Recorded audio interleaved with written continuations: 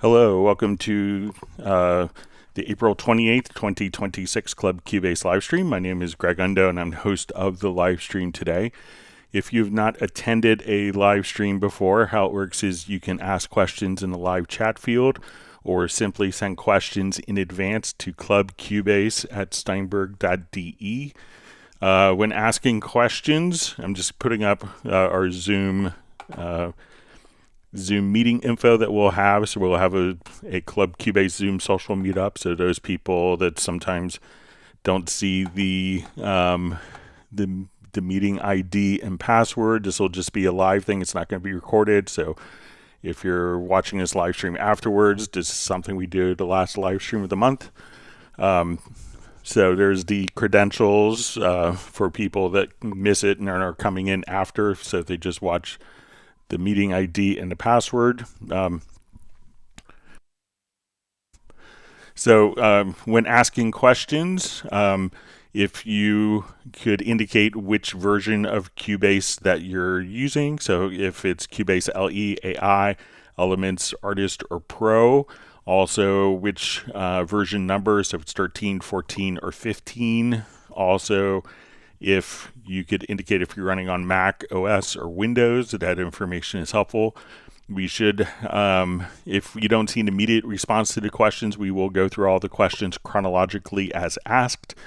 But if you don't get an immediate response, if we could avoid asking the same question repeatedly, that would be appreciated. So once again, this is the last live stream of the month, which means in about 2 hours we'll start our Zoom social meetup, and it's a great way to meet other people that are in the live streams. So look forward to seeing regular faces and meeting some new people as well. And again, this is the meeting ID and the password.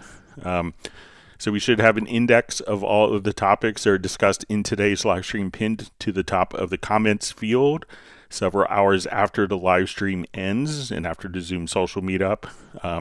If you wanted to search for topics that have been covered in previous live streams, you could go to cubaseindex.com, and we want to thank Jan from Stockholm for creating that website. We also have two people that serve as moderators for the live stream. So we have Jazz Dude and Agent K. So they're not Steinberg employees. They just really do it to make it a better community experience, and we appreciate them for their efforts. We'll give an extra round of gratitude to Jazz Dude for his work with the unofficial Cubase Nation Discord, which is a wonderful resource of information, downloads, links, tutorials that's really beneficial to the Steinberg community. So once again, my name is Greg Undo. I work for Yamaha Corporation of America, and I'm presenting from just outside of Washington, D.C. area in Alexandria, Virginia.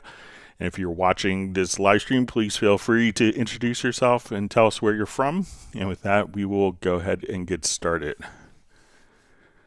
Okay. So we see from Klaus from Malmo, Sweden. It says, I'm tempted to install Mixkey 1.02 this evening. I have a deadlock. The installation is waiting for another installation to get ready. I can't restart my computer.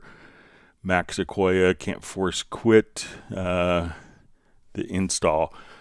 So try going to, if you go to like your Finder window here, go to the Go menu, hold down the Option key, and you'll see a library choice appear. So if you don't hold down the Option key, so go to the library and you'll see it under Preferences. So you'll see a Preferences folder. So as soon as we come here again, so hold down the Option key under Mac, Library, and then you'll see a Preferences folder. Go to the Preferences folder. Scroll down, and you'll probably see a folder, I believe, for Mixkey.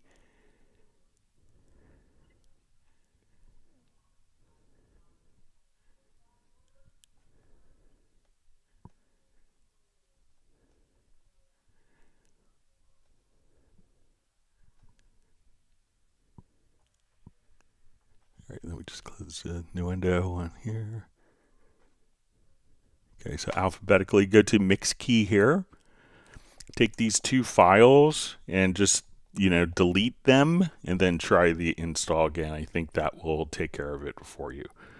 So once again, go to your Go menu, Preferences, hold down your Option key, to Library, to Preferences, and then scroll down to Mix Key.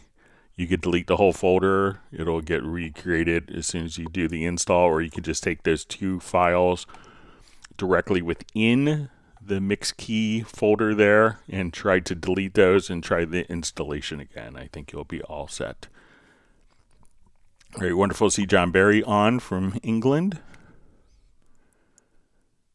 All right. We see Jan from Cubase Index on.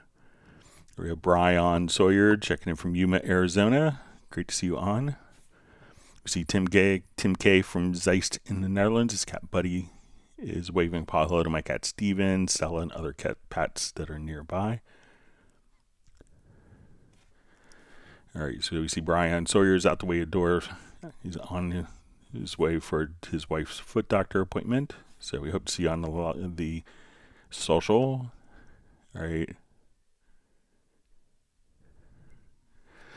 All right, Kenny Thacker 6678 says, is there a tutorial available for using the IC Pro with iPad with Nuendo 10? So I believe that there is, if you just kind of go to like the IC Pro, but once we kind of come over here to get it set up inside of Cubase, you would just see the Steinberg SKI remote, and then you would just configure that and make sure that you're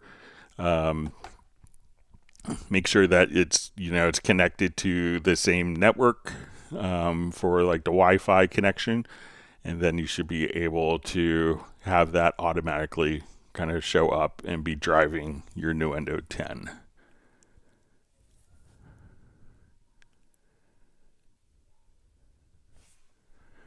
All right, so we see Matt Elston on. We have Non-Delusional joining from Newport, Rhode Island. We see Terry Gray joining from Minneapolis, Beverly Beatty joining from Vancouver. Thanks all for being on.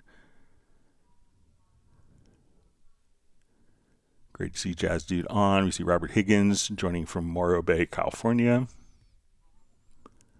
All right, we have Fly V Vince joining from Winnipeg.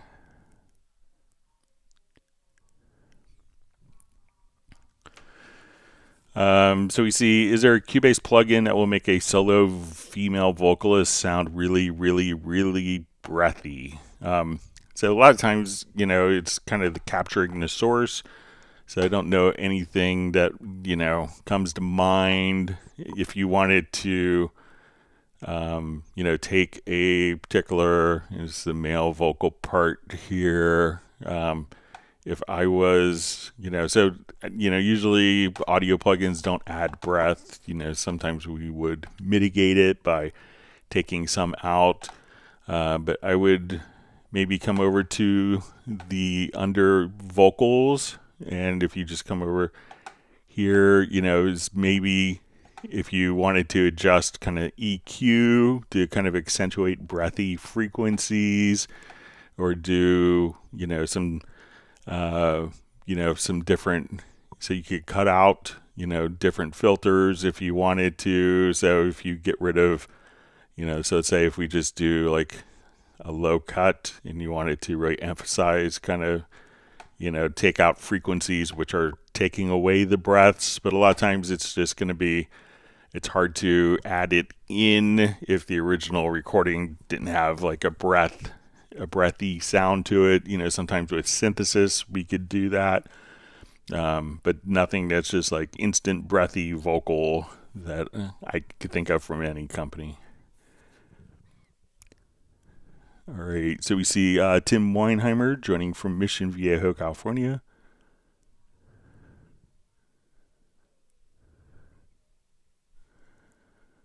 Okay. All right, we see Alex joining from Mojave, Arizona.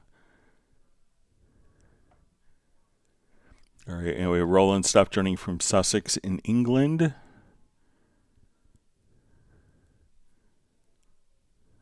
All right. All right, so we have Adam Langford, just says checking in from Dunstable, UK. I'm sure I pronounced that wrong. Let's see, the Big X Gaming says he wants a re-esser plugin. So yeah, that would be a good description of it. All right, so we had a question that came in. I'll just do this real quick so we have a little bit of time. And it was how to have multiple events on a single track stagger to existing tracks that are below. So let's create this scenario here.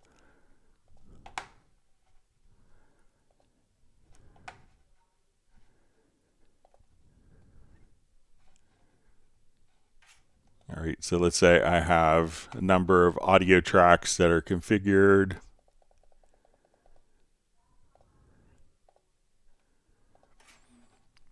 All right, and when we come over here, let's go to, we'll just throw some loops in quickly.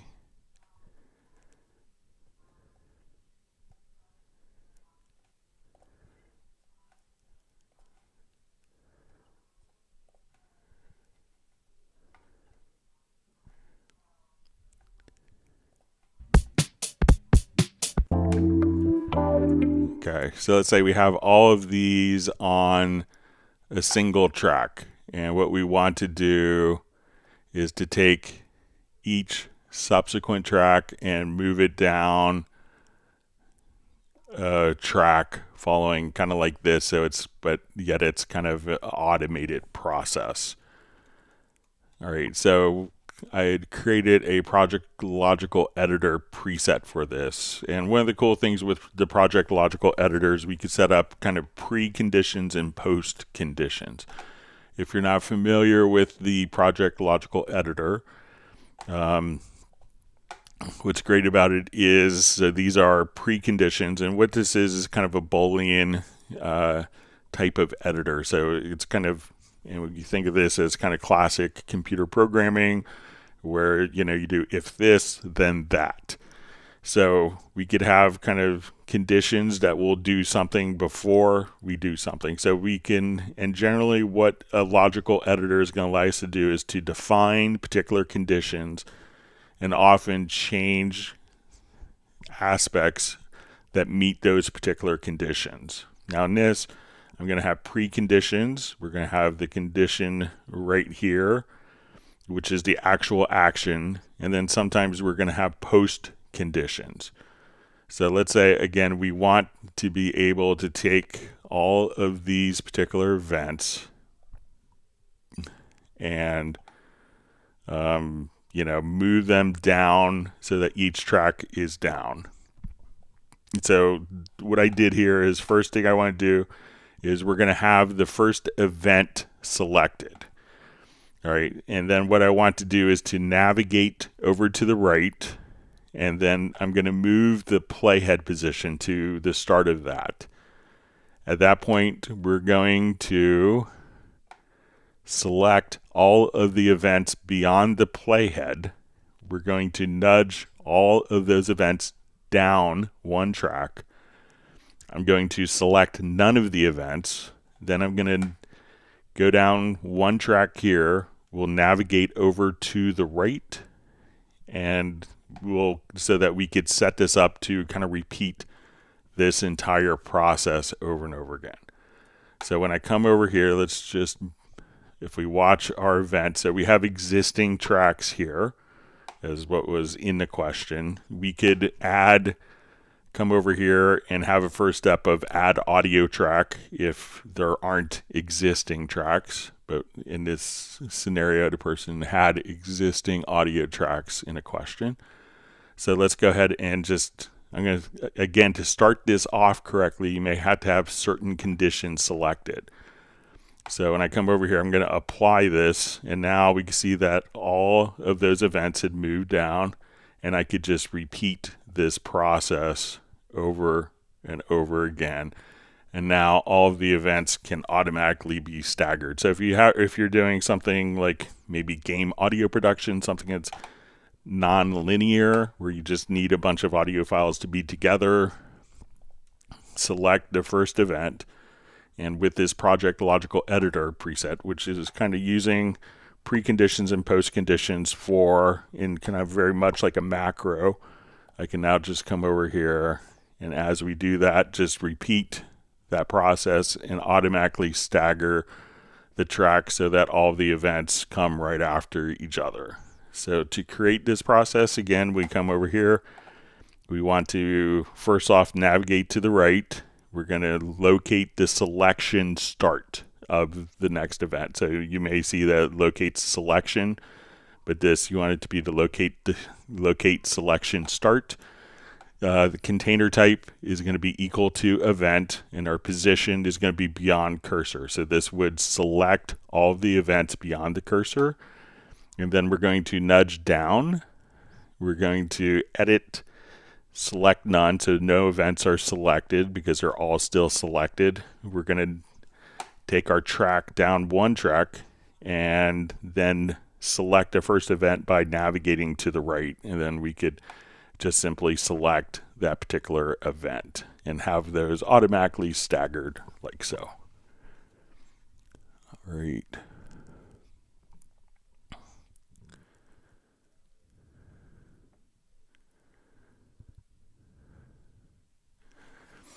All right, so we have the bang sounds good, sending greetings from South Africa. All right, so David M just says, sorry, out in a gig tonight, so can't meet up this time, but he was kind enough to send a king and queen over to be near me, so they're probably about 10 miles away from me. So he sent them over instead. So we would rather hang out with you, David, but no slight to the royal family. But we hope your gig goes well.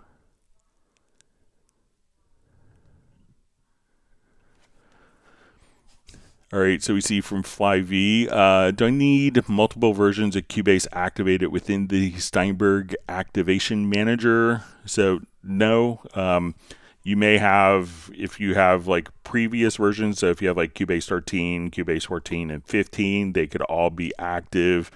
If you have two versions, like two Cubase 14s or two Cubase 15s,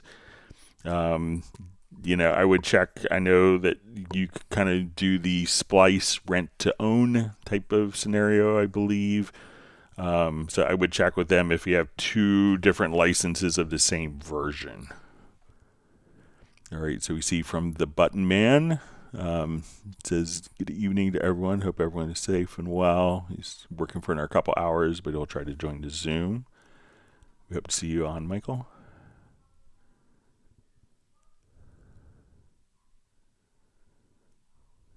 All right, so we have Andy Schaller joining from Southern Germany. Uno Memento from Finland. We have Michael Marshall joining from Somerset, UK.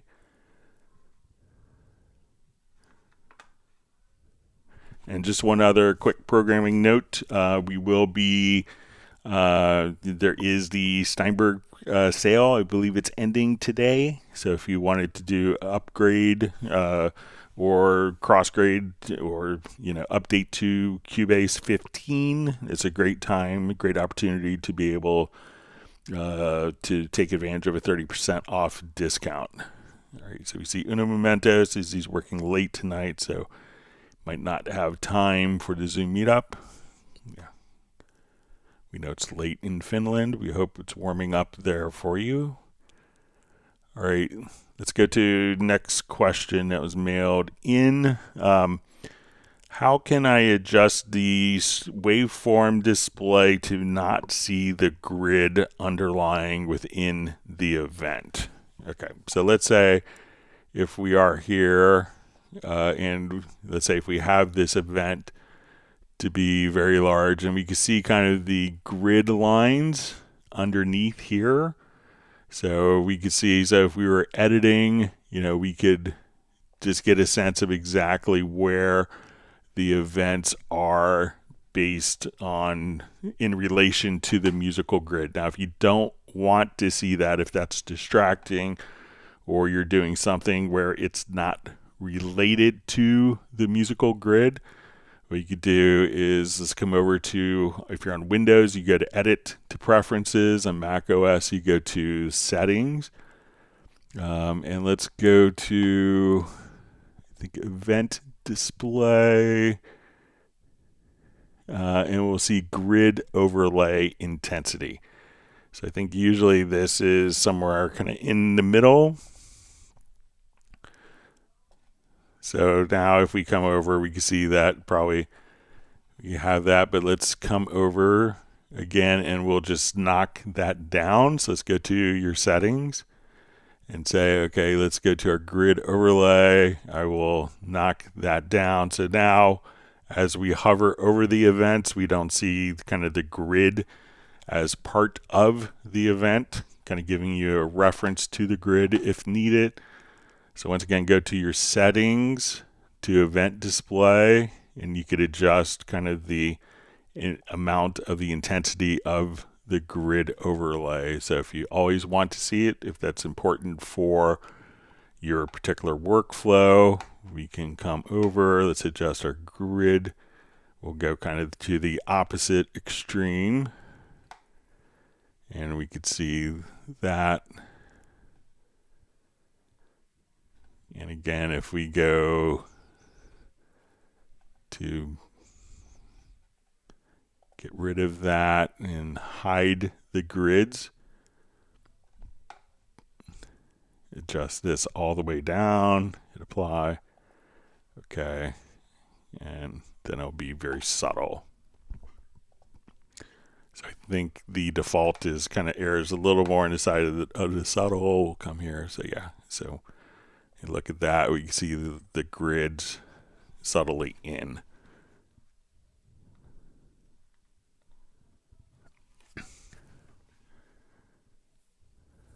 All right, so we see Michael Teams from Weatherford, Texas on. Great to have you on, buddy.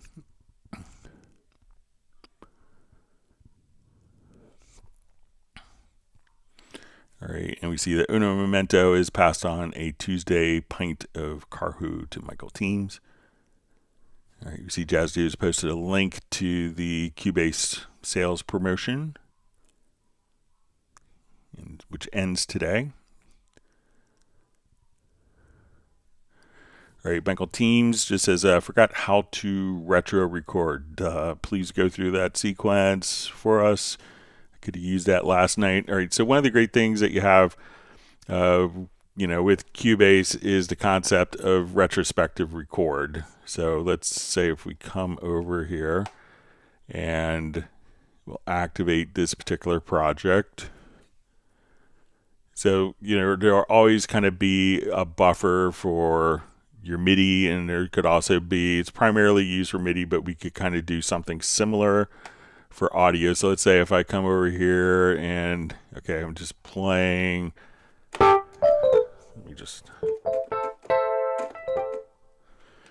All right, so let's say I just played some MIDI notes. I just was playing my controller and I played the coolest lick of all time, and of course I wasn't in record. So if we look just to the right of the transport, we have this little function here where you can say, okay, insert the retrospective recording. So here is what I had played in. So again, and I think we could have up to 10,000 events. So let's say I was just kind of noodling. I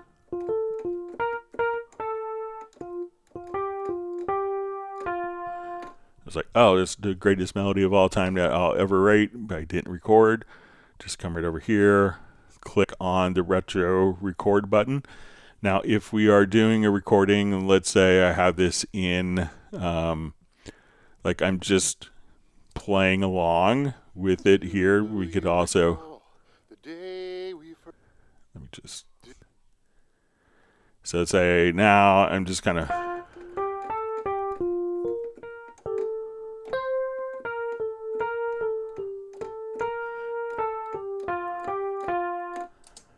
all right, so now when we go to our particular tracks, we could also choose to insert the recording from the transport window. So I could do this as a linear recording, But if I was in the cycle mode, I could also just come right over here and we could insert that as a cycled recording so that when we go to look at our particular tracks, let me just come over, add my lane info here. Then I could see that each lane is showing a different recording pass. So we could also just come over here and we could choose to empty the retrospective record button. So if you just kind of noodled,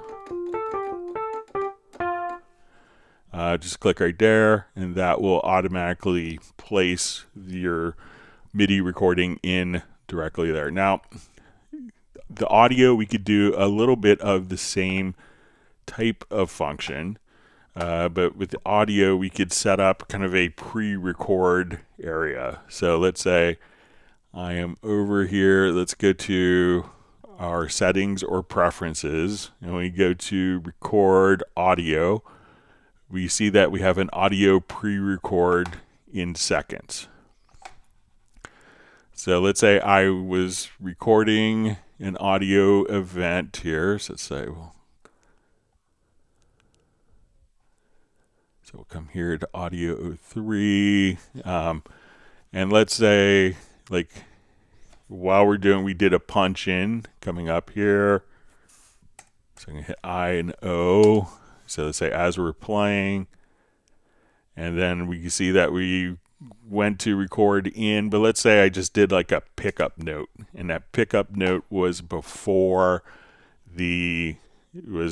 before our recording where we had punched in. So now what we could do, since we have that 1 second of pre-record, I could just simply roll this back by 1 second. Now this would also allow us to do, if we need to, like, and we see this for broadcasts a lot, where you may need to be doing editing while you're recording. All right, so we see this. I remember being at WGBH in Boston, and this is one of their requests because they're often rebroadcasting shows from the BBC. It's an NPR affiliate in Boston, one of the big ones, one of the biggest NPR stations in the country. And as they're broadcasting, they sometimes need to edit the audio. So if you're in a situation where you need to edit, what you could do is just kind of punch in and punch out quickly. Now we can see that we have a gap here. So even if we needed to just roll that recording back, so let's say if I come here and I needed to come over here, let's say, okay, I need to do an edit here. But I don't need this particular section. We could just select this event and roll the audio recording back so we could have kind of a seamless recording if needed. So with the retrospective recording, kind of click to the icon right here for MIDI, or you'll see on the MIDI events here, as we select, you'll see like the insert recording, so that will allow you to do it as a linear or a cycle recording, or to empty the buffer. And with audio, in the preferences or settings, you could do like up to 60 seconds. So you could have 1 minute of record time that you could kind of roll back in case you need to do like edits, or you missed a pickup note that someone decided to do. You could just simply roll that back in time. All right.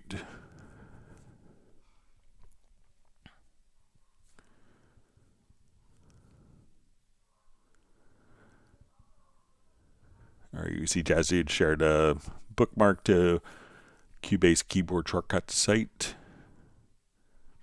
All right, Michael Teams has retaliated to Carhu pint with 1 gallon of strawberry ice cream. All the countries keeping their respective measurements. All right. John Costigan, great to see you on from Kenosha, Wisconsin. Hi, Greg. Can you suggest the most economical method for part writing in Iconica Sketch? Says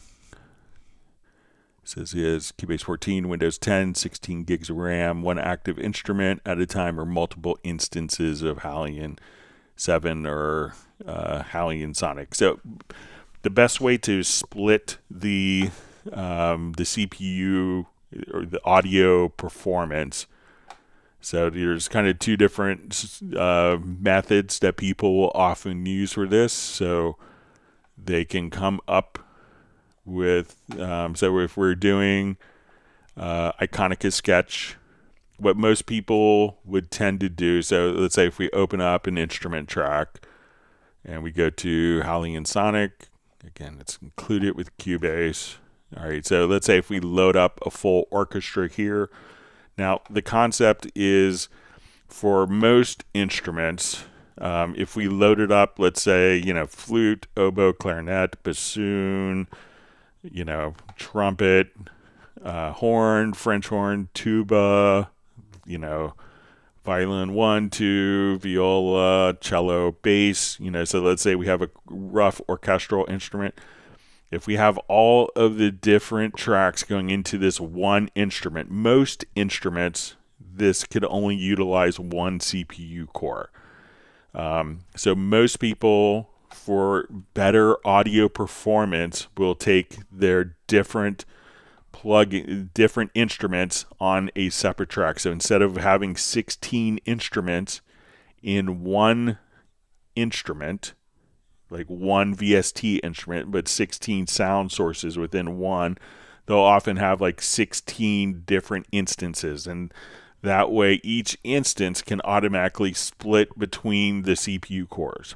Now, if it's Iconica Sketch that's working in Hallian Sonic or Hallian, which is kind of an outlier in this regard, because if we go to the options menu, most of the time what we could do is we could activate multi-core usage. So here you can see I could have 16 cores available to access, so that as we do different instruments on different MIDI channels, that could split and use different CPU cores. So I think most people tend to, as a general workflow, will tend to have a different instrument, a different VST instrument for each instrument, because that would alternate between the different like CPU cores to be used.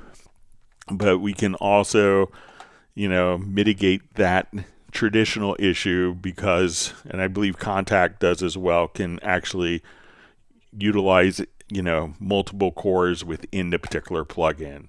So with Hallian and Iconica Sketch, you may not notice it if you activate the cores. If you don't have the multi-core activated, you would definitely want to have each instrument on its own separate audio track. So let me know if that helps, John, and thanks for joining us today.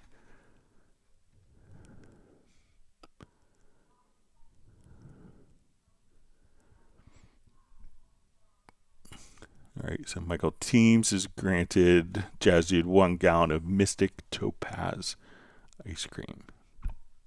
All right, we see Rick from Bratman Studio on. He's looking forward to the Zoom.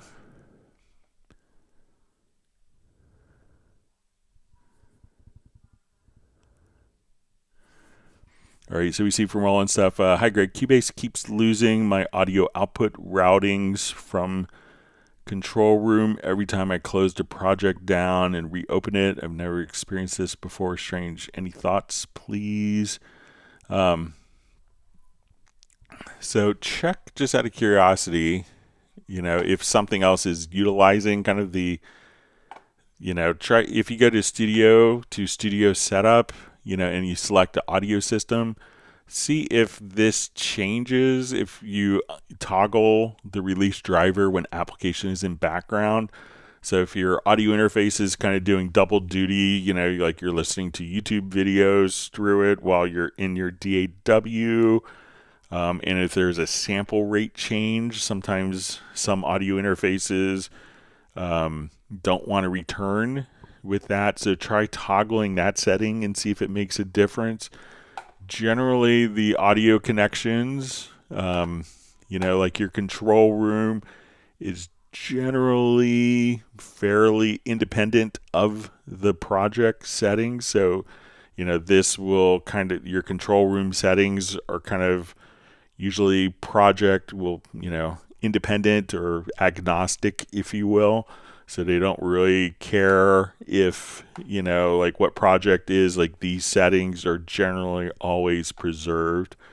While it's working, it can't hurt to try saving a preset of just your control room so that when we go to your control room setup that you could quickly recall it with the configurations. But see if there's, maybe something else that's grabbing and trying to take your audio interface away, that's maybe kind of taking the audio interface, like its attention elsewhere, and is kind of, hijacking it in a way. So let me know if any of those things are applicable.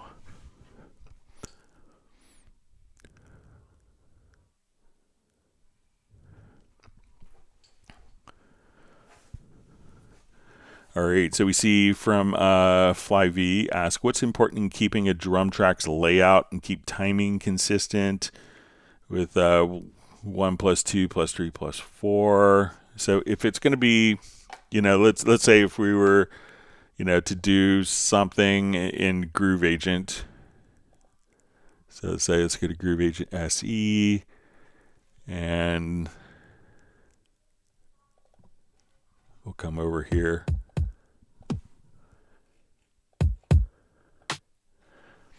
Okay, so let's say if I was programming a beat, so let's say we come over here to the player, and let's say we just want to, we'll just kind of start from scratch here.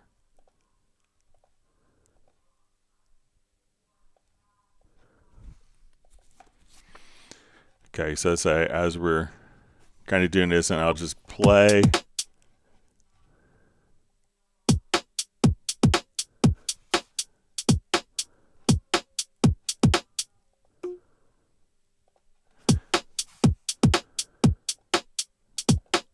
Here, I'll just...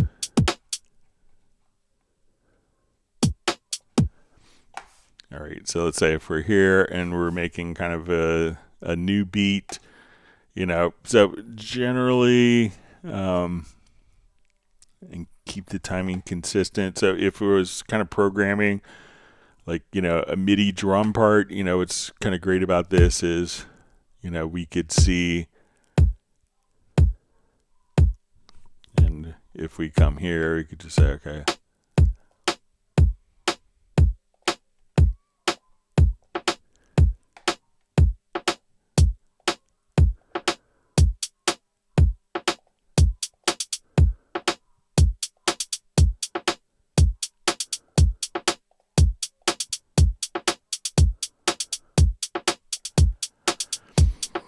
So, if you wanted to kind of keep this, particular project, so let's say now if I wanted to come here, let's just adjust one of the hi-hats.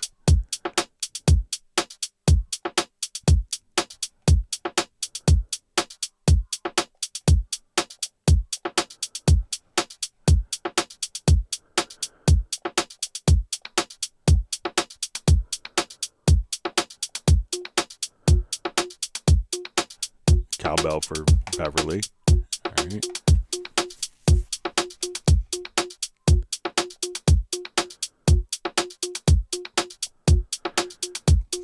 All right, so, now that if we have this, so, generally, a lot of times you'll have like the kick generally on beats 1 and 3. And then you could have, snare on beats 2 and 4. So, so if I just had programmed it like that, and now if I wanted that particular pattern over, I could just drag it directly onto the project window, and now regardless of whatever tempo I have, so let's say I'm at 120 and I want it to be at 100 instead. So as we play this back, whatever tempo we have, it's automatically going to follow.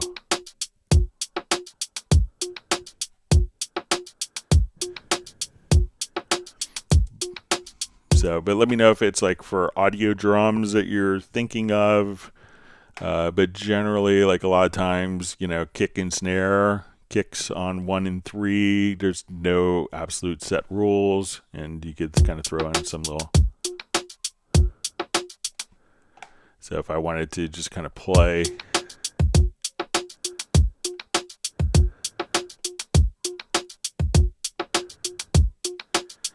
And try out some, you know, different ideas here.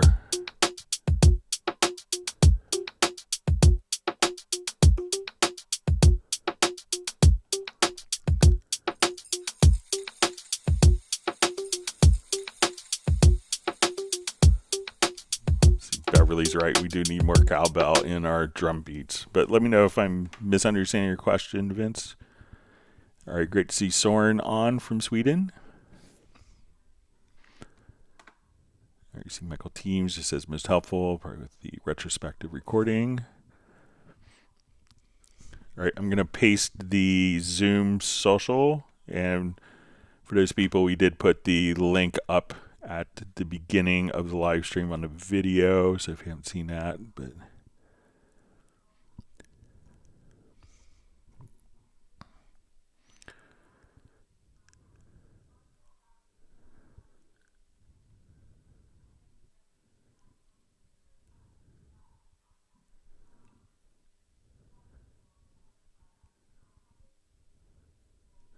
all right, sorry, my chat field jumped on me.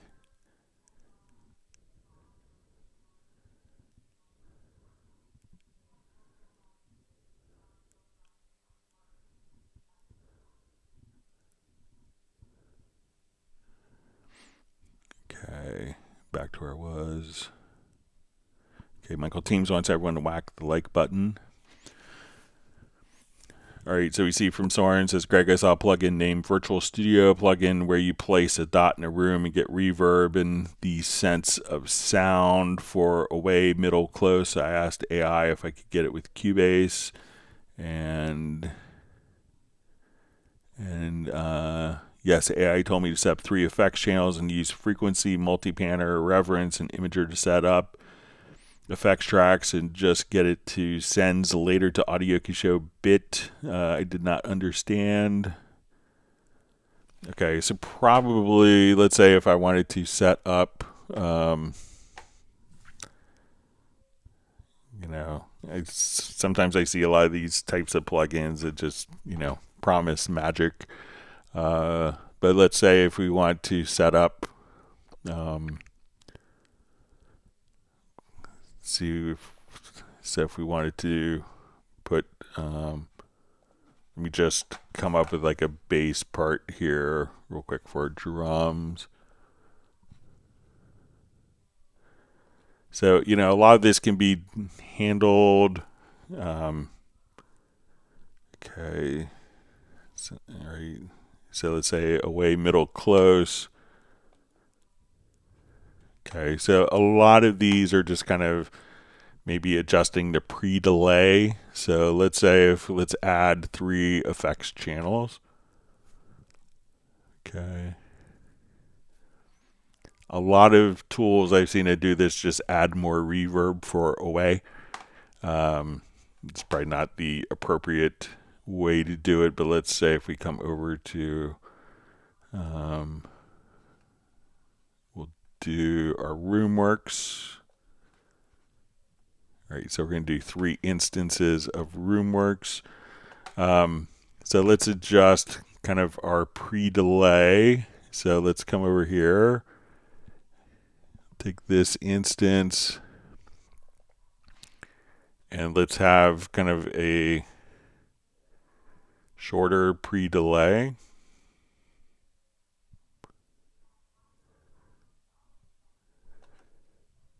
And let's take this one and give it a longer pre-delay. We'll leave the current one where it is.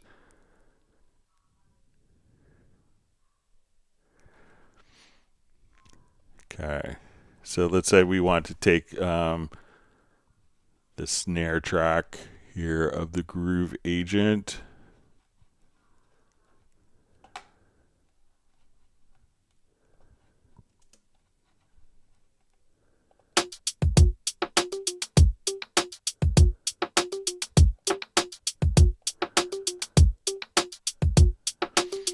Okay, so let me just send a snare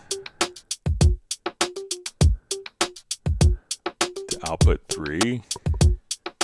So we go to our mixer.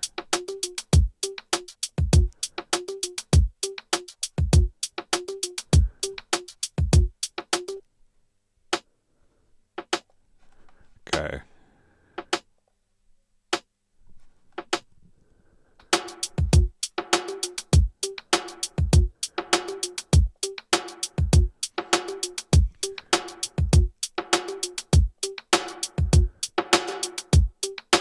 All right, so let's say we have like our short pre-delay. All right, that could sound more intimate, more close to us. And yeah, that could sound farther away.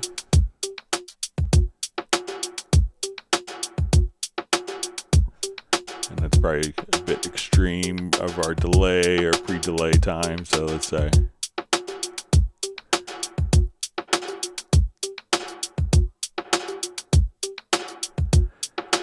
But I think a lot of them you could come over here. So if we're switching,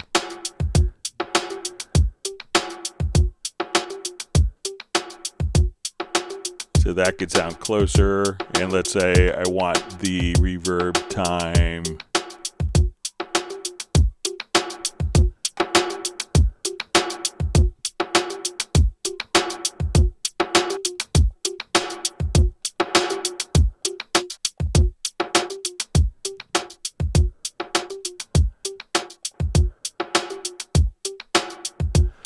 so you could hear just kind of taking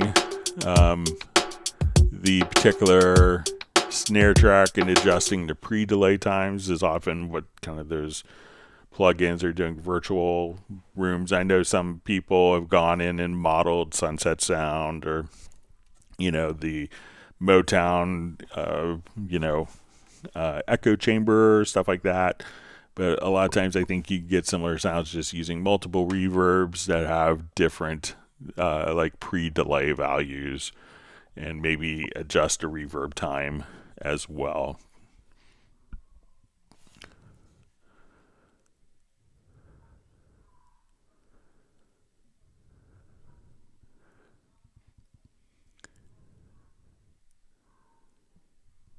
All right. All right, we see from John Costigan, just says, thanks, Greg, for that iconic sketch tip. That really helps.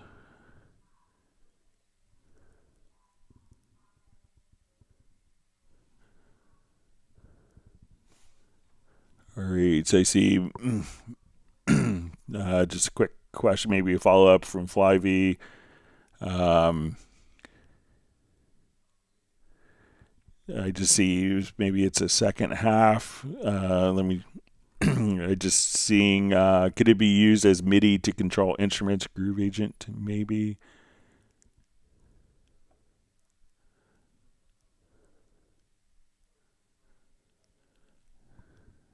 So let me know, Vince, if that's tied to your earlier question or maybe another.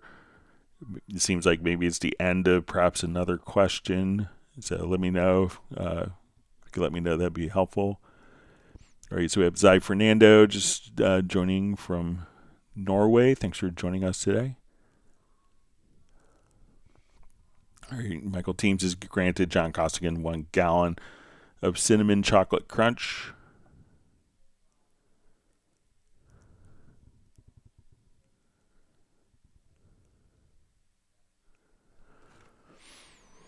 All right, so we see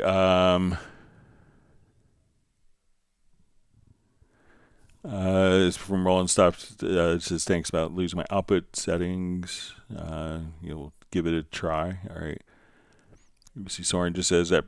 All right. So we see Terry Gray. Hey, Greg, any advantage to using Groove Agent over the drum machines or vice versa? So the drum machine, when we add a drum track, so the drum machine is going to be a synthesizer. So you could drop samples in, and it's also going to be a drum synthesizer. So if I just wanted to come over here and, say, okay, we want to put this kick on, that pad. So as I double click, we could load this particular sound. So this is using synthesis as opposed to using samples only. We could drop samples on. We could also, as we're kind of working with samples, we could have 4 different sample layers here inside of the drum machine, but we could have 32 sample layers inside of Groove Agent. So the more sample layers could be more suited for doing more acoustic drums, where you have, let's see, I think my Cubase may have frozen here. Let me see if I can do a quick force quit. So if you're looking for more like authentic, like realistic, like multi-velocity type of drum parts, then the Groove Agent would make more sense. Groove Agent's going to have like automatic pitch detection. So there is some overlaps between the two. So let's say if we're just kind of starting off with the drum machine here. So let's just add a drum track.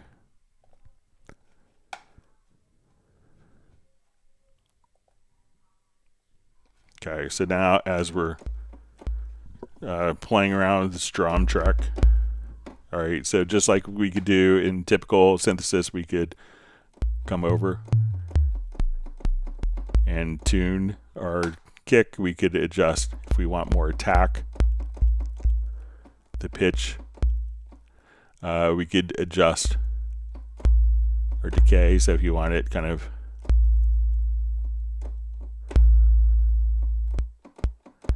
to be very tight or very long, you could add distortion.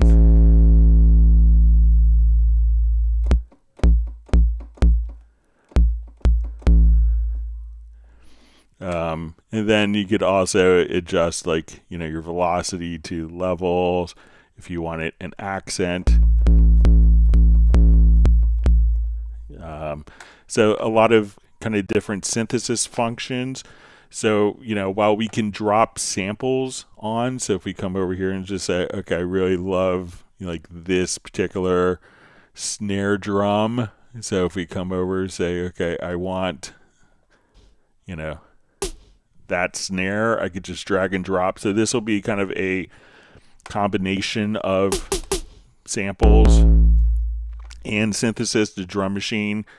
So that's what you get in the drum machine. With Groove Agent, you're going to have no synthesis options.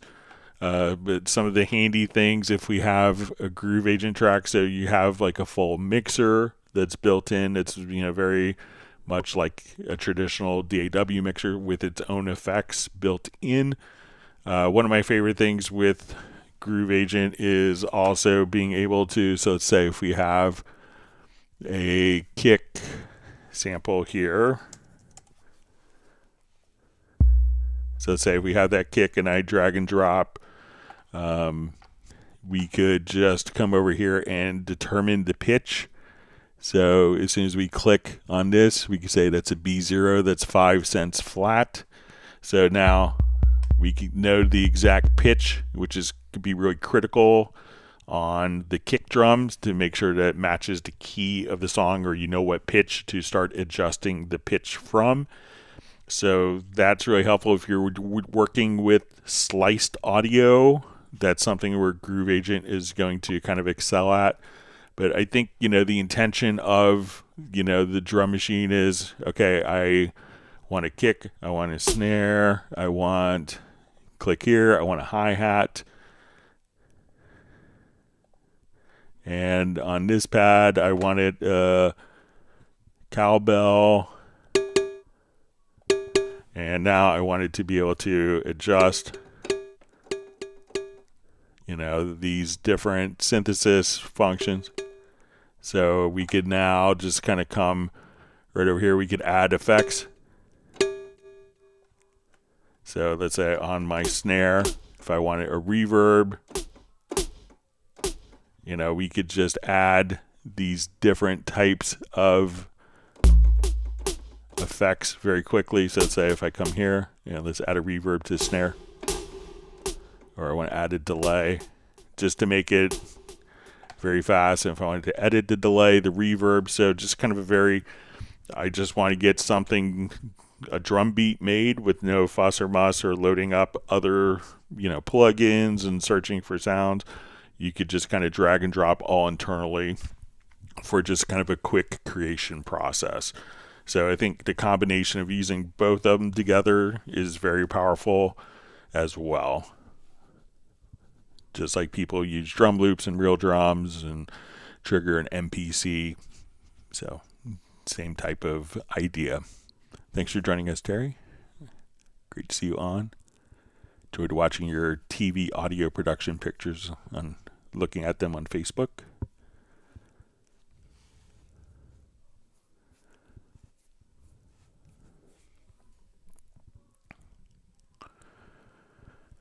All right, so Michael Teams just says, I've started having dropouts due to CPU maxing out.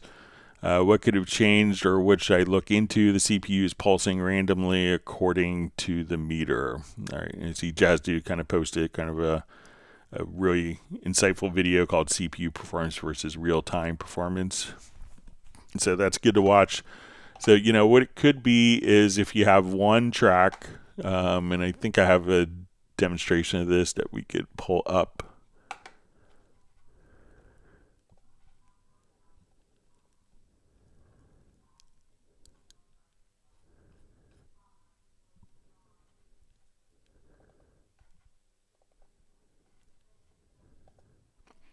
So if you have too many plugins that are on a single track, and all DAWs will kind of work this way. So let's say I currently have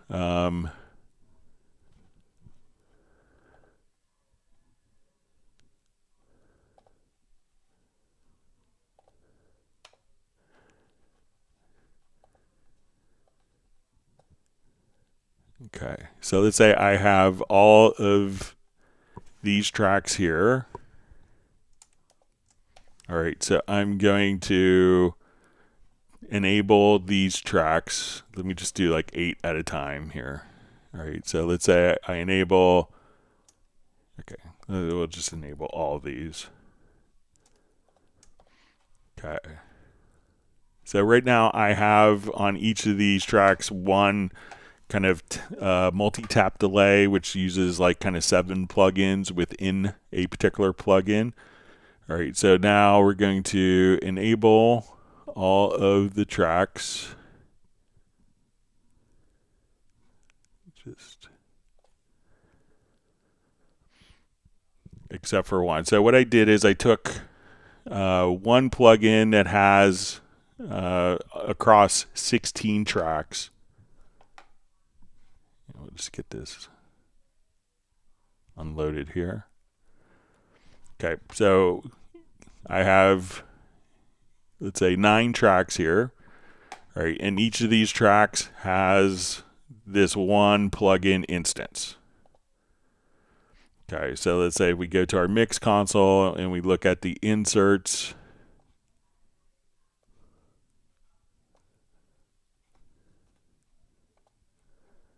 We can see we have one instance, and then I took one track and I put 9 of those plugins on the one single track.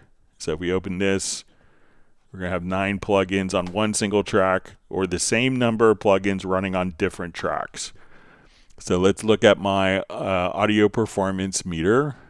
So now when we hit play, so this is one plugin, the same plugin with the same settings across like 9 tracks, okay? Let me just disable this one here.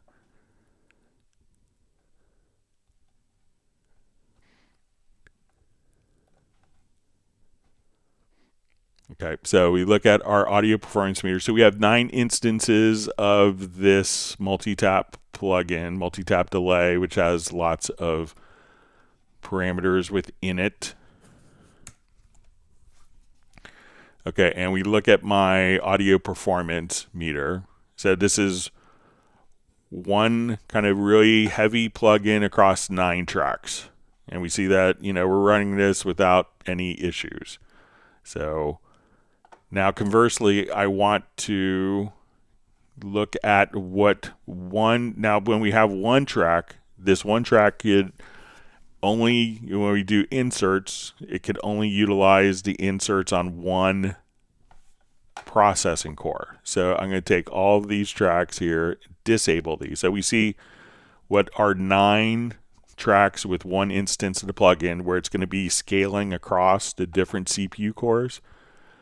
So I'm going to disable those tracks, and let's enable the one track that has 9 instances of the plugin. Now, since it's on a single track, that means that one track is only going to be able to use one CPU core. So even though we may have 20 CPU cores, this one track can only utilize one CPU core. And every DAW will kind of work that same way.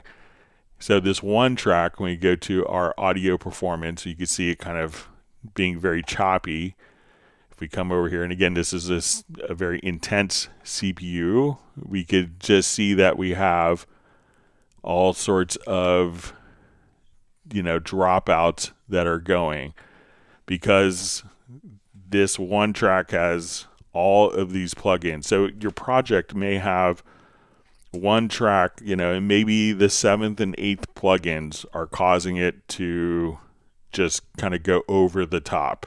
So look for projects, look for tracks where you have a lot of insert effects or a lot of instrument tracks, and see what happens. So if we open up your performance meter here again, and I'll just right click, so we'll keep this on top. So as it's playing, you can see that we're just totally, you can look at the meters, it should be very solid, and it's barely kind of, we have our audio interrupts that are going on. But if I disable that track and enable the 9 tracks, so the same number, but just how the processing can be allocated across the CPU cores.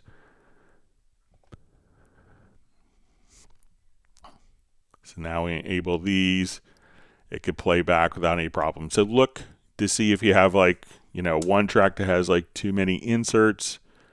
So this is very smooth and very operational. So look to see if you have one track that maybe you just loaded up too many plugins on one track. You could freeze that track.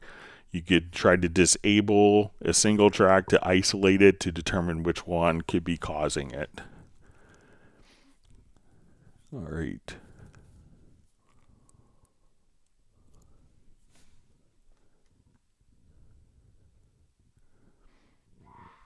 All right.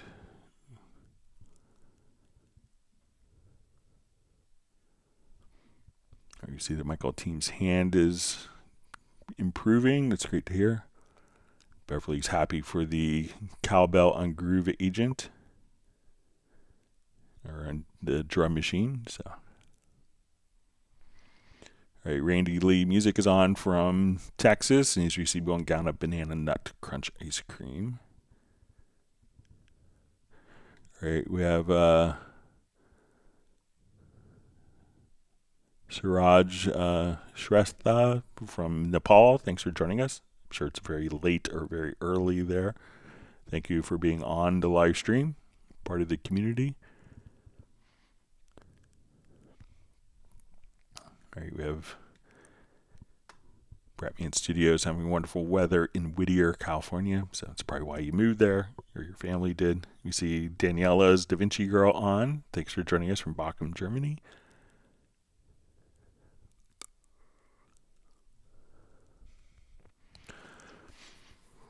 All right, so we see Mansay Chills.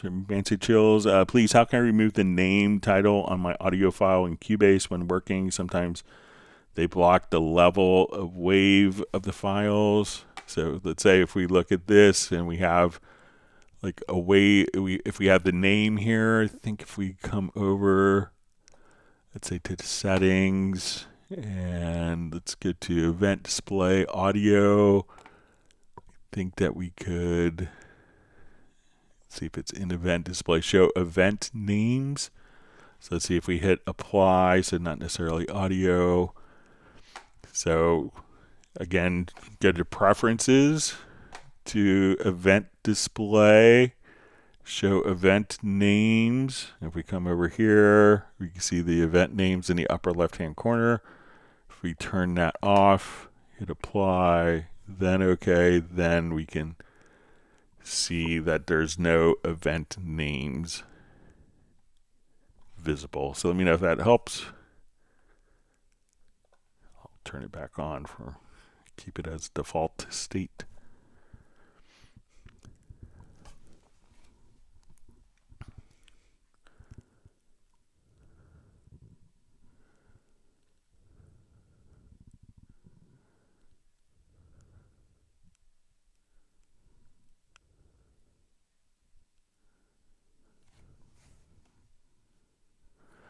All right, so we see from Tau Tuk Tuk or Tau Tuk Tuk Tak Tuk.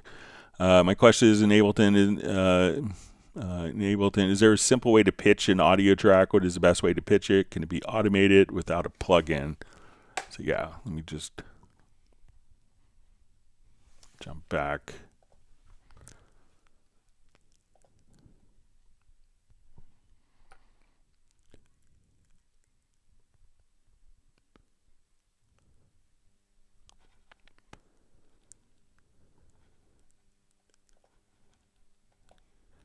All right, so let's say we want to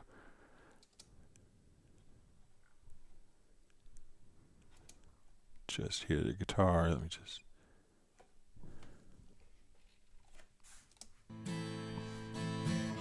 So if I have, so there's a couple ways we could do it without a plugin. So I could just select the audio event here. I could transpose.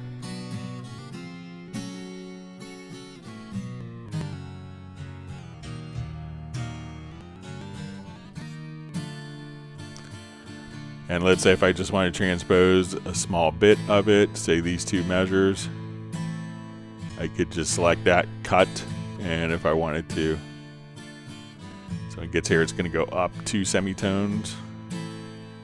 So that's what transpose does. And then we have a fine tune. So if you wanted to be in a world of 432 tuning, you can just come over here and adjust by cents the tuning.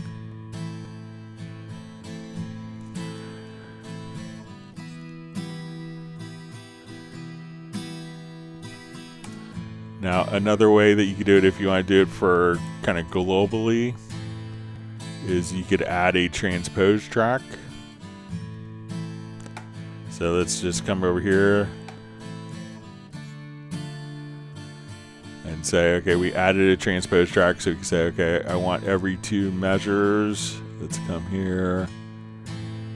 And I could just double click, say we'll go down a semitone.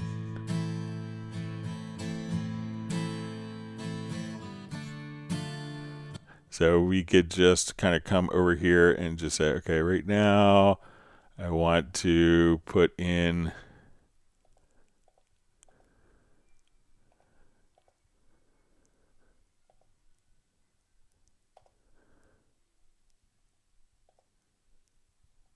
so we could just double click here for our values and use a scroll wheel.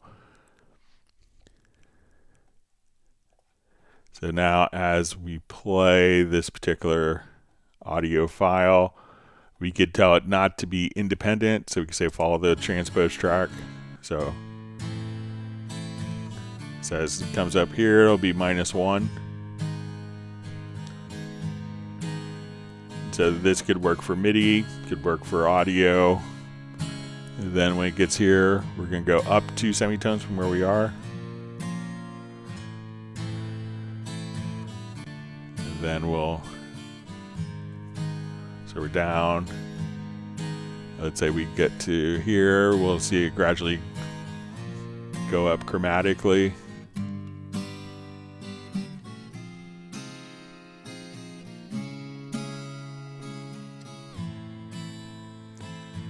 So that way we could do it for kind of an entire project, or you could do it for selected events. So from this transpose or semitones, or just right-clicking and adding the transpose track as well. All right, I'm going to paste the Zoom social meetup info one more time. Be doing that about 48 minutes. Looking forward to seeing everyone.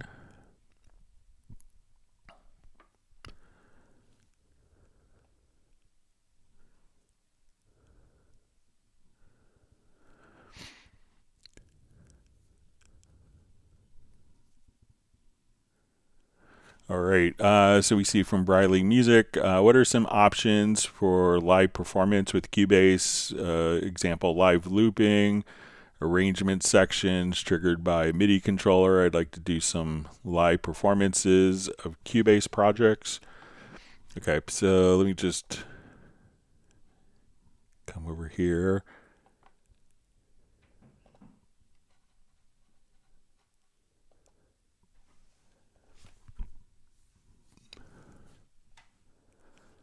All right, so let's say we have like a song format here. So let's say,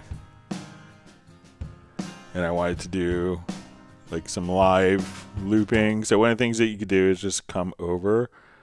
Let's add what's called an arranger track. So I'll come over here, say, okay, let's just grab this. We're going to have intro. Let's do,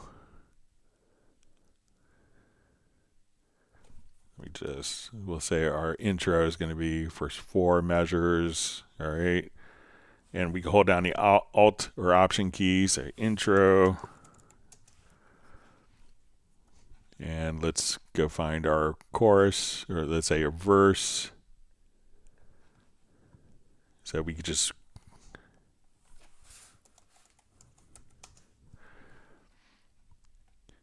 and let's say chorus 1.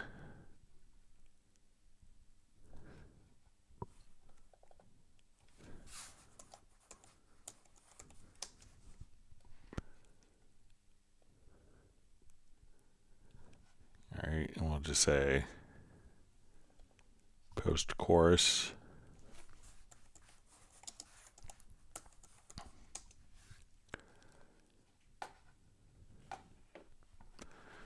All right, so now what we could do is, using MIDI or MIDI remote. So if you wanted to come over to your studio menu, so if you have kind of, if you wanted to go to your generic remote, you could say this MIDI note here will trigger. So let me just come over and say, okay, we're going to do it from our Nectar.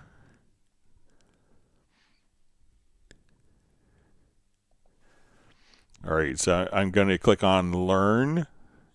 So we could just come right over here, and then we can say, okay, I want this to be command. I think we go to Arranger, and then we want this to, go to Arranger track 1. So we'll come over here. So now when I want to just come over, we can say, okay, so we have that for that particular MIDI note. I want this MIDI note to play the verse. So again, we can go here to Command, Arranger, and we'll trigger event 2. So we could trigger like 20 different events that are coming up here. All right, so now if I come over here, I can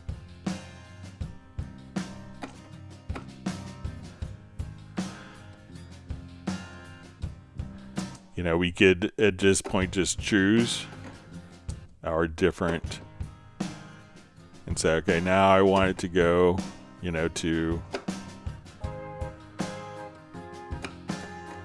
so we could just trigger MIDI events. Now, if we have this set up in our MIDI remote, so if you have this configured in your MIDI remote, I will come over here. So let's just say, okay, we're going to do a new one.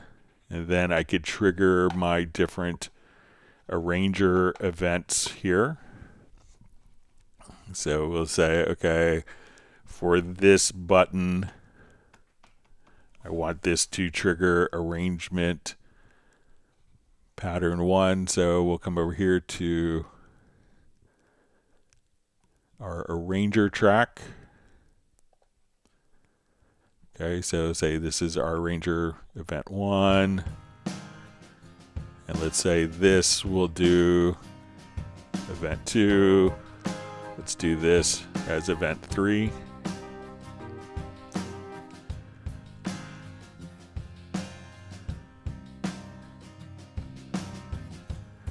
So now you could just trigger your different arrangements, and then if you wanted to also just turn looping on, you could just come right over here and just most of them, you could just activate your cycle and your loop patterns directly from the MIDI remote as well. So once you have like the different parts defined in the arranger track, they can be triggered via MIDI in a generic remote or within the MIDI remote itself. And then you could toggle on cycle playback. So I'll just turn that off so my controller doesn't do weird stuff later.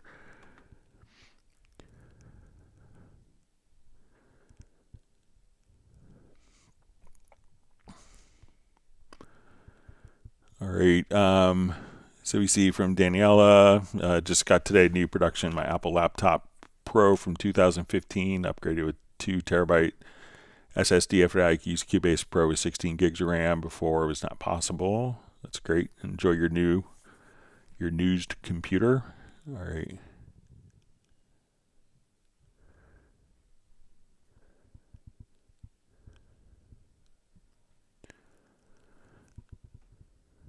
All right. So see, maybe just a quick follow up.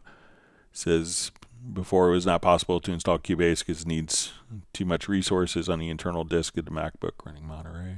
I hope you're enjoying your new computer.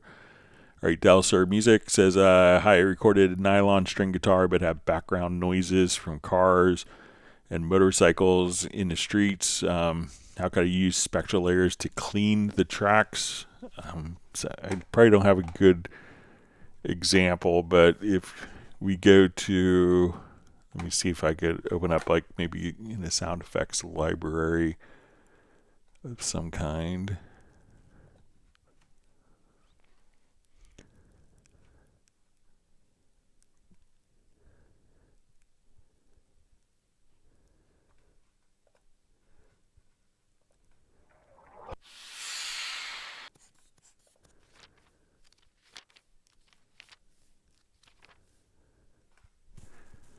All right, so let me just do.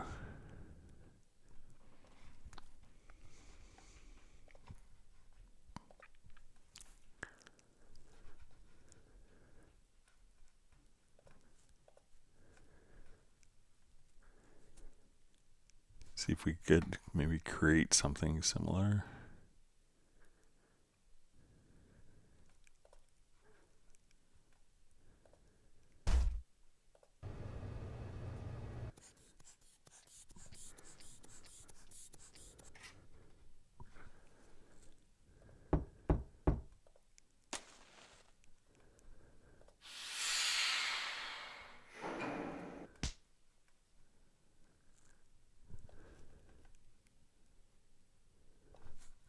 All right, and let's say we have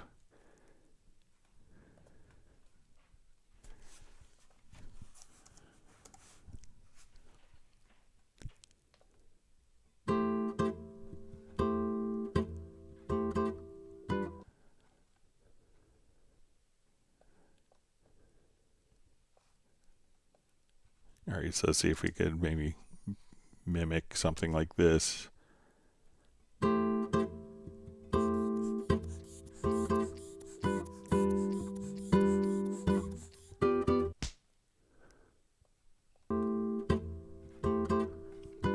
All right, so let's go ahead and we'll just render these two.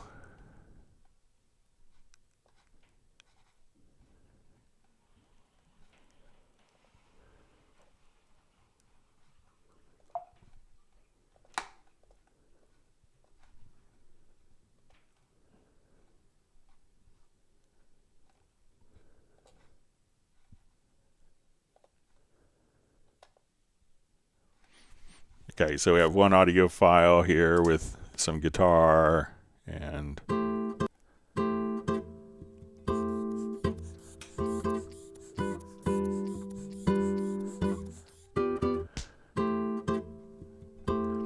right, so let's say now we'll come over to Spectralayers.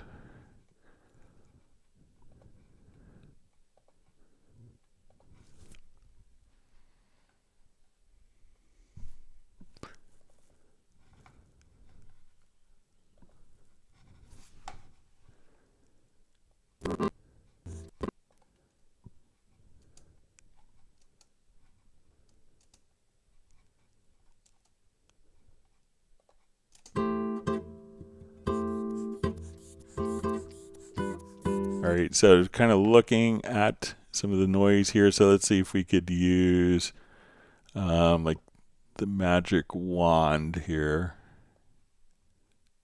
So let's say if I just want to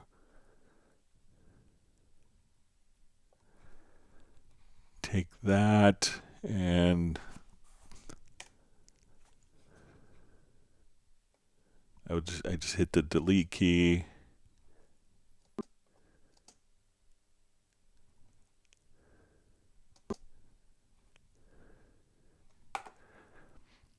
So you could probably just kind of come over. Let me just see. Let me have.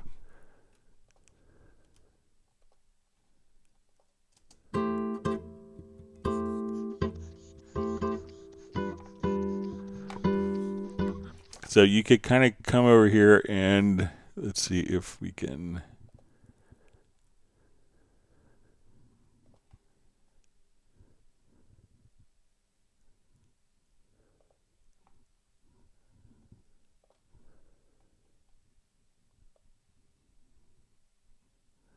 All right, so this is.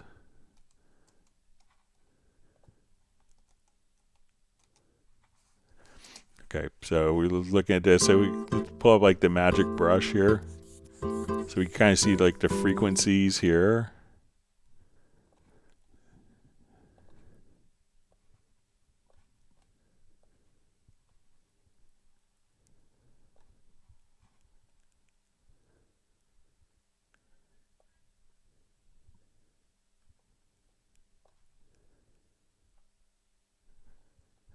And let's see if we kind of just delete. So if we just kind of go through here.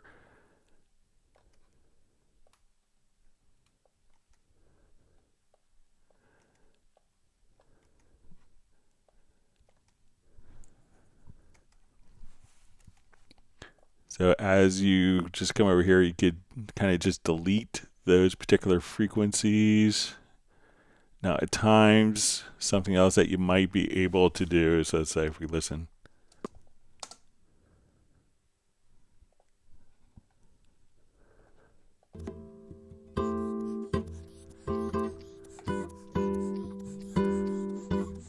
And another approach could be if you just get to the modules and let's say unmix. So let's say if we're starting from scratch, if you have the guitar parts. So let's say I take this and we do unmix song, and I just want to have only the guitar.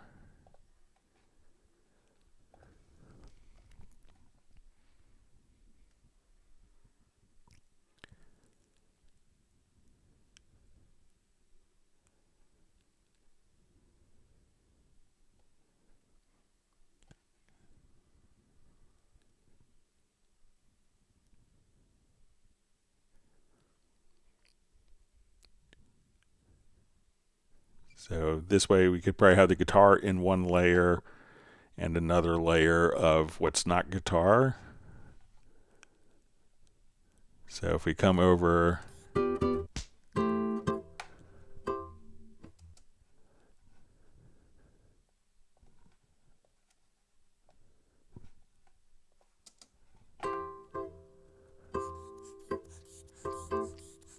so let's go ahead and just solo the guitar.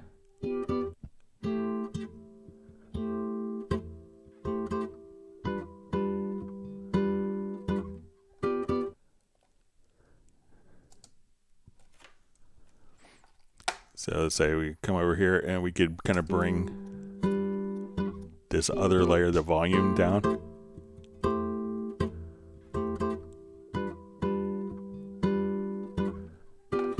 And then kind of get rid of some of the extraneous noise that way.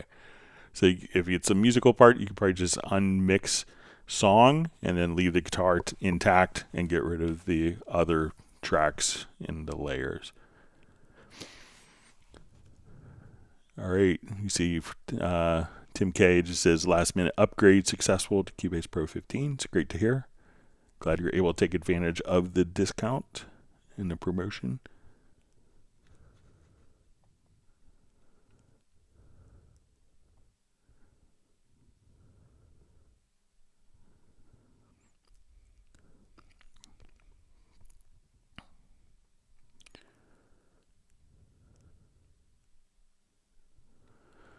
All right, so we see a question. All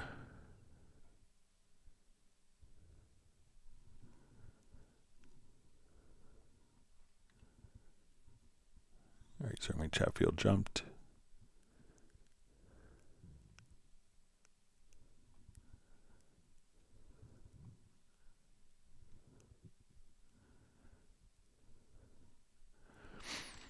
All right, so we see why Cubase cannot be run just from external hard drive, because it interacts with, you know, your plugin libraries, a lot of your operating system components. So, you know, it's tying into many aspects of files that it needs to know where to look for plugins and needs to know where to look for preferences that are created on the operating system. So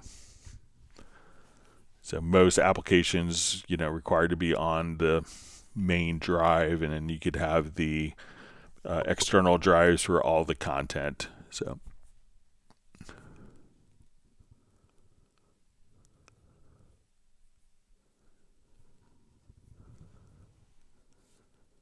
all right. So, Tal Tuk Tok Tuk. Hi, is there a way when I select an audio channel, it will say mono or stereo? So when you select a channel, you could see if it is, so it'll show here mono or stereo. So when you see the two circles, that's mono. When we see, or when we see one circle, that's mono. When we see two, that's going to be stereo. So you could actually just see this little icon directly here, what the channel configuration is. So let me know if that makes sense and kind of accomplishes what you need to see.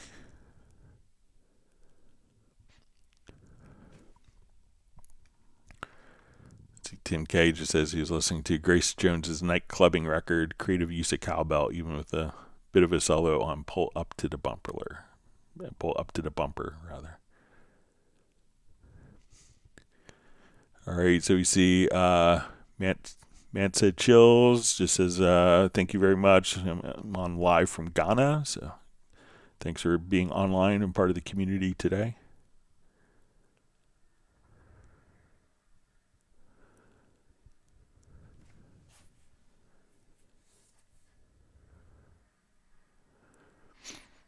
All right, so we see I lost my Andy asks, how can I use parallel processing with one send to various effects tracks? All right, so, you know, generally, you know, if it has to be on one send, let me just jump back over to one of our other questions. So let's say, okay, I want to take this vocal and do like parallel reverb.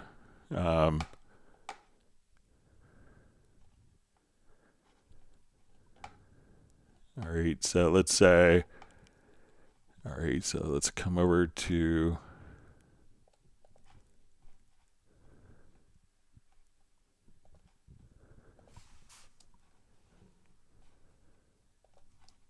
Do you recall the day we first met? That was okay. So generally, you know, often, you know, people, if you're doing, I'm not sure if you're doing, let's say if you want to do various effects tracks,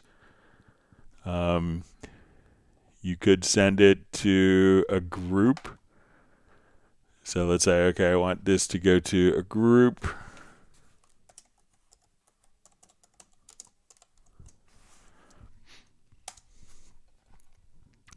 All right, and on this group, we can add so let's come over here. Let's add an effects channel. So let's say we want this to be a RoomWorks. Okay, and on this, our parallel effects group, we want to add another reverb. So let's say, let's make it a Revelation reverb. Okay, so we go to our group track, we go to our sends.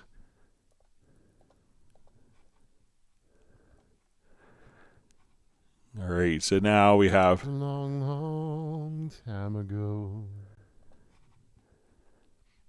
It was 7th grade in the school parking so lot. we go to the vocals waiting here, on our and let's yellow send it coach to ferry us home. our effects group. You looked my way and your heart shone through.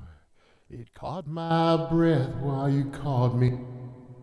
Do you recall the day we... So let's say on my second, on my Revelation, I wanted to put a compression or like a dynamics plugin on. So let's come over here. Let's just put the black valve on this. We first met, that was a long, long time ago. So now this vocal part It was has 7th grade in the school parking lot. one effect waiting send. on our yellow coach to ferry us home. You looked my way and your heart shone That's through. going out to our parallel Caught my effects breath group. while This you group is called going me. to two sends here. Do you recall the day we first met? That was a long, long time ago. And then one It of was them we could 7th apply grade in the school EQ or parking parallel lot, compression. So waiting on our source track, yellow coach to ferry us it's home. one track, and now I want this You to. looked my way and your heart shone through. It caught my breath while you called me. Do you recall the day we... So that's how you could do parallel effect streams from one effect send. But let me know if you want to do like more like parallel dynamics processing. I could show you that as well.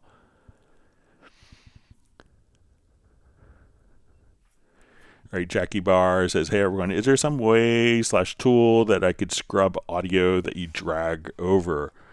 So let's say when we get to the play tool here, so if I just, go over so say if we switch to our play tool.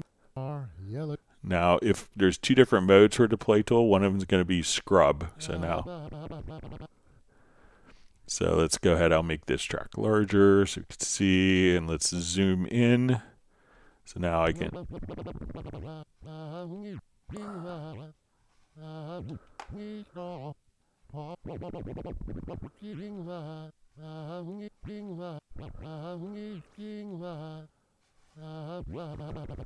So try just using one of the alternate for the play tool is the scrub mode, and then you could just kind of move the mouse over, hold the left mouse button down, and move it over, and then you could scrub.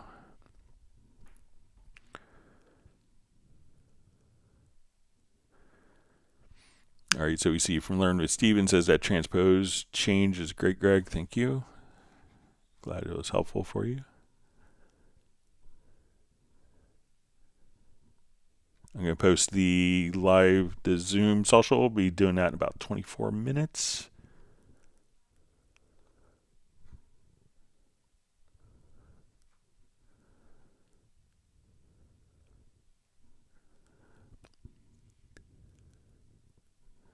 Okay, so Randy Leipzig is saying that Rocky Stone Galactic Troubadour is in the studio and says hi.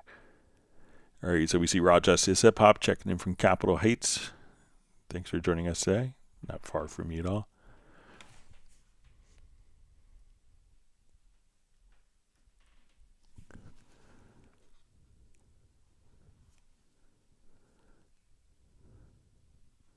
All right, so we see Andy Schaller has to go, so thanks for joining us. All right, we see from Tim K says, perhaps Persimmon Peach proves pleasantly puckerish.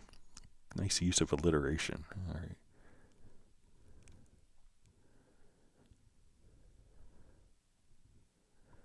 Okay, so Vince is all ready for the Zoom today. Hope you're all settled into your apartment.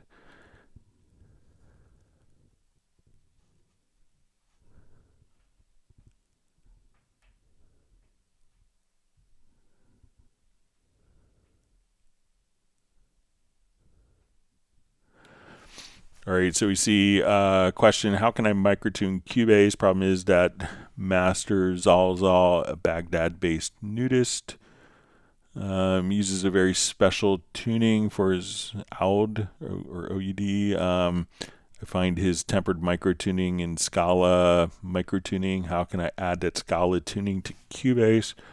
If you know what the values are, so I'm not sure if you're doing it for MIDI information, but let's say if we come over here to like our Rhodes patch, there's if you get to the MIDI inserts, a micro tuner plugin.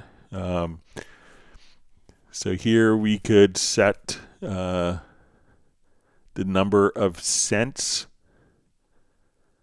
that each particular tuning. Now there are some presets. I'm not sure if Scala is one. So if you know what the number of cents is for each particular key, so let's say, okay, I'm in the key of D. All right, that's my tonality. And so let's say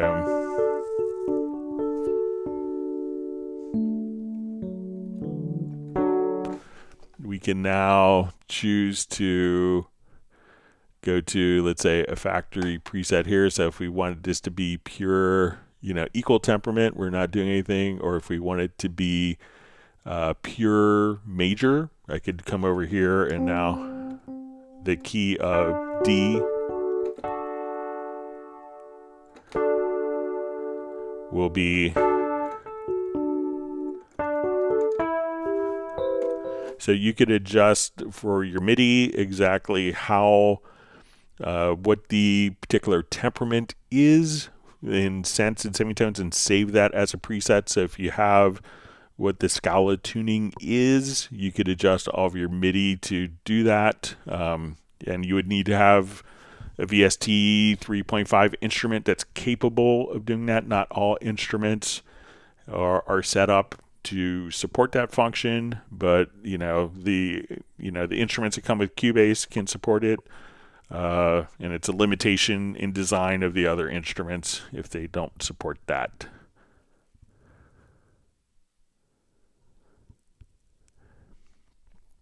Let's see, Tim K just thinks he got that maybe Daniela got auto-corrected, so maybe it's not a Baghdad-based nudist, maybe a flutist or flautist.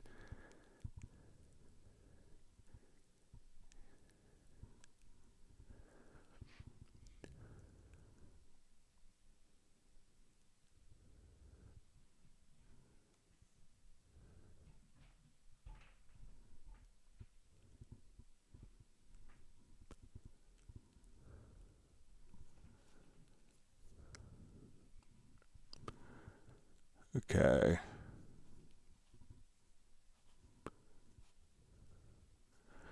All right, so we see from DJ Eric Fox, hello Greg, can you explain how to replace drum stems, extracted audio from Spectralayers 12 to MIDI and replace them with Groove Agent or other drum sampler? Regards. Okay.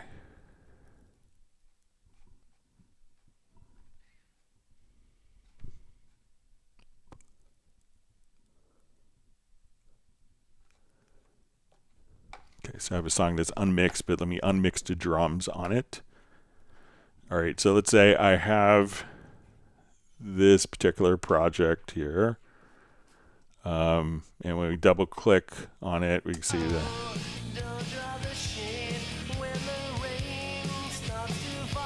So I'll add a quick instrument track.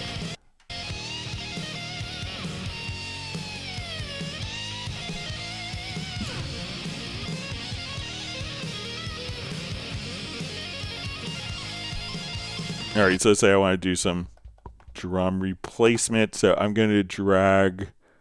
So here, I could take my drums. And what I'm going to do on the drums, I'm going to select my drum layer. So I've already unmixed the song. And let's take this particular one here. And so we've unmixed the song already. So I'm going to now go to the modules and we'll say unmixed drums. Okay. So we'll apply for this whole song here.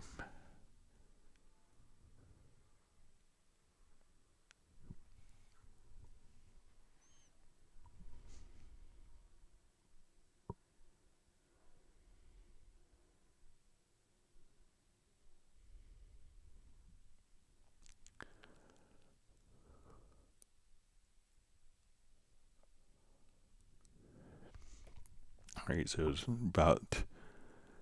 So what we've done is we've unmixed like the bass, drums, guitars, vocals, and we could do brass. And now what we're doing is we're taking the unmixed drums and we're going to break the drums into like kick, snare, cymbals. And then we want to replace these with samples and still have it play in this particular song.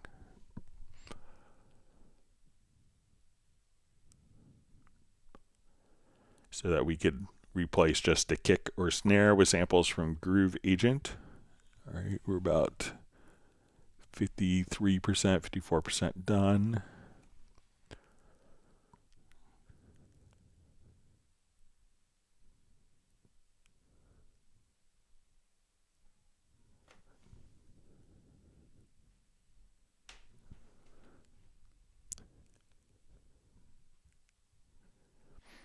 All right, it's about 70% done.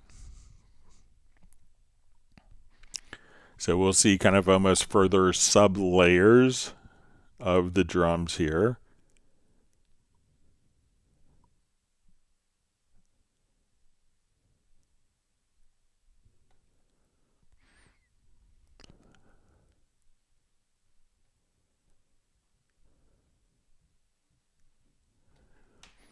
Okay, we're 93% done, so about 8 seconds.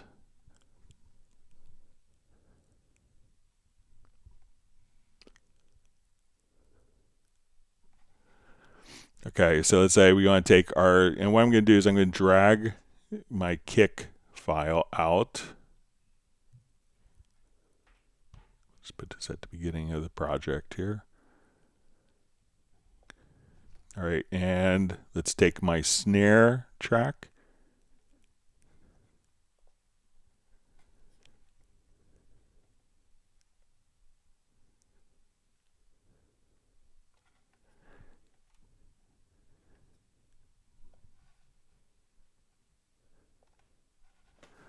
Okay, so now when we play this, we can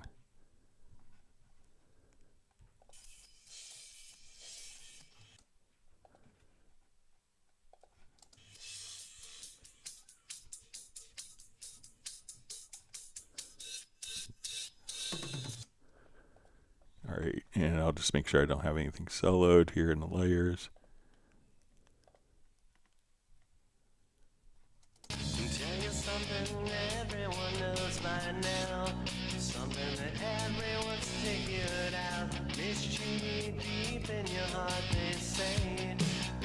All right, so now I have my kick and snare in the project here.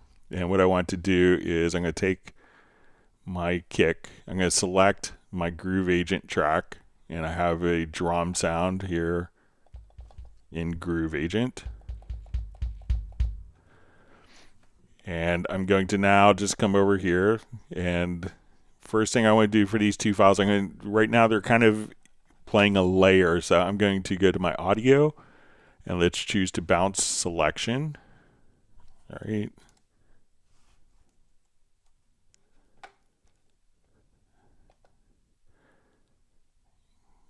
So I won't go through the whole unmixing process again, but I'll show you how to. So once we have those created as layers. Sorry about that. To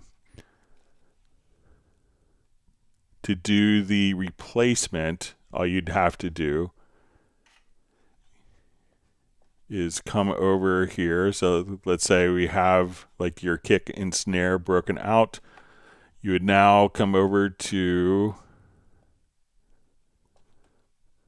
so double click, you go into the sample editor and choose hit points. We're going to edit the hit points. You may have to adjust the threshold a little bit, and under the hit points, what you want to do is you'll see a little create tab, and then we can say, let's create MIDI notes. I'm going to do it to, let's say, my Groove Agent track here, which is selected. So let's create MIDI notes. I'm going to put these MIDI notes on here. And now when we do this,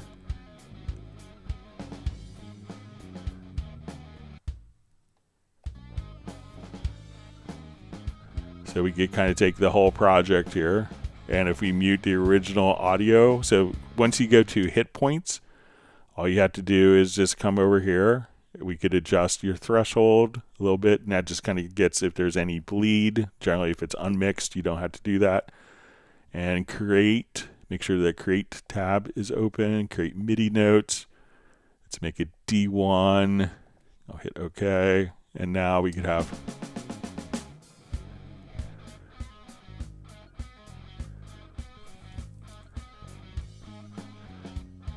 so now if we mute the original kicks, we have the kick coming from Groove Agent. And I could blend those with the original kicks as well.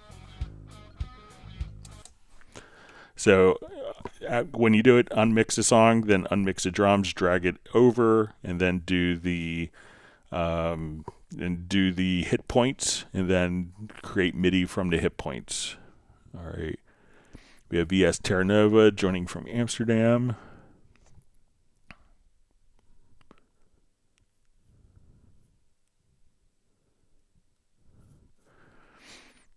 All right, so we see from DaVinci Girl, it says, why can't you just install Cubase on a USB stick?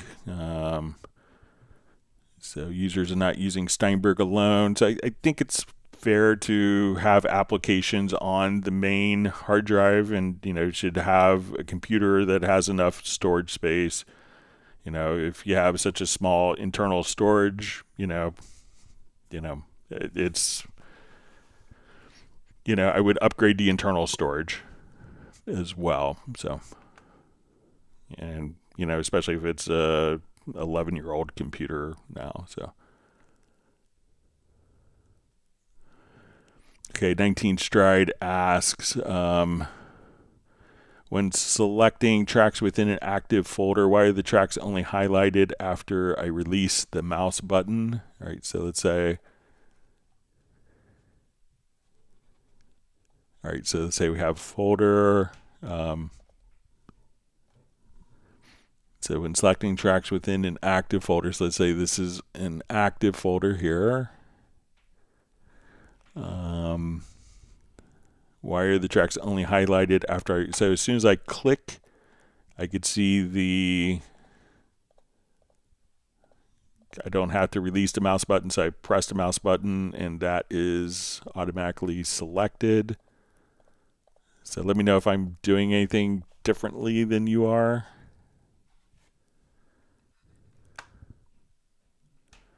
All right, so Sven Willies also joining from Norway. Thanks for being a part of the live stream today.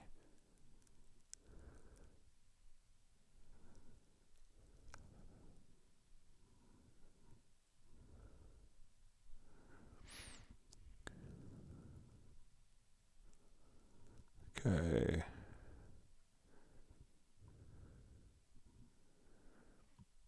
Okay, so we see says, oh, I meant events, not tracks. So, here, when I do that, that's automatically selecting. So I'm not sure if you have group editing on or not on the folder. But here, as soon as I select an event, it's automatically turned on and selected with one click.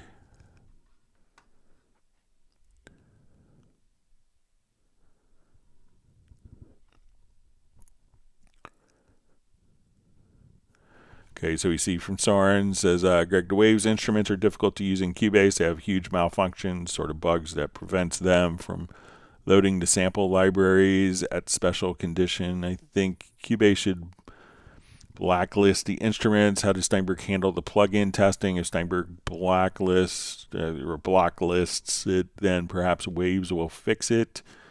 So usually it does kind of just like a quick integrity test, I believe, of the plugin and if it sees something, if it's a plugin it can't find its content,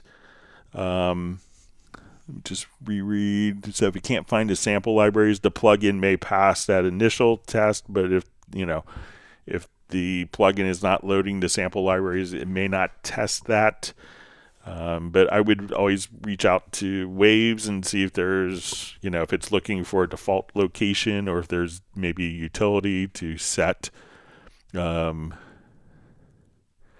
a way to set those.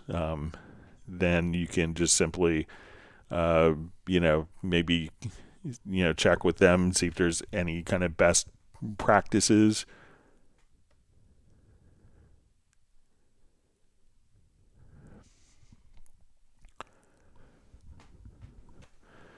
All right, so we see from Terry Gray, hey Greg, is there any way to swing the patterns that I make inside of Groove Agent? All right, so let's take a quick look.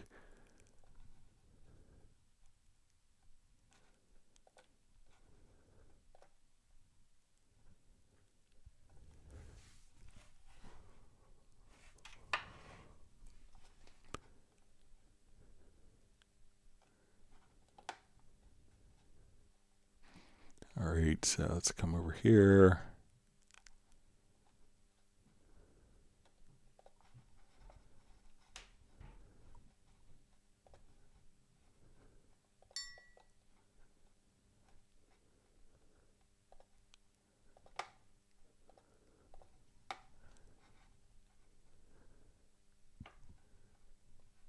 All right, so let's say if I just want to put in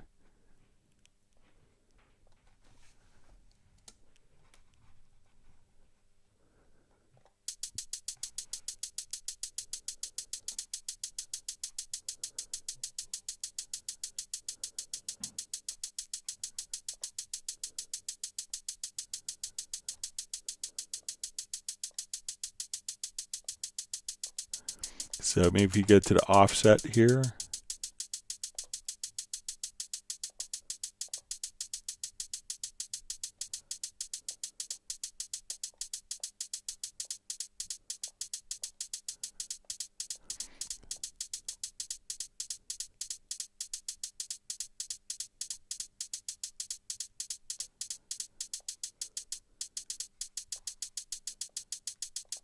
we'll go extreme here.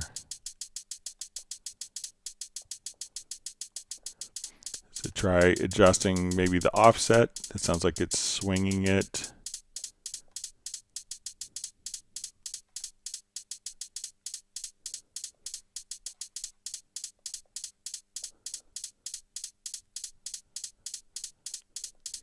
And then if you want it less, let's say.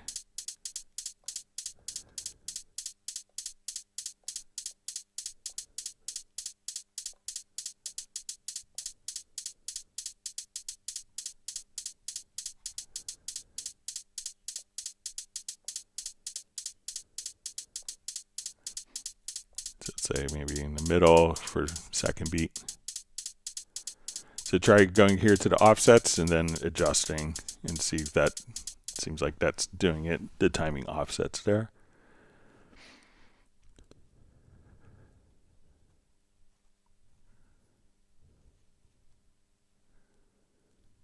All right, so we see from Daniela, what time does the Zoom stream start approximately? So we start in about 5 minutes from now. It's usually at the top of the hour, so just a few minutes.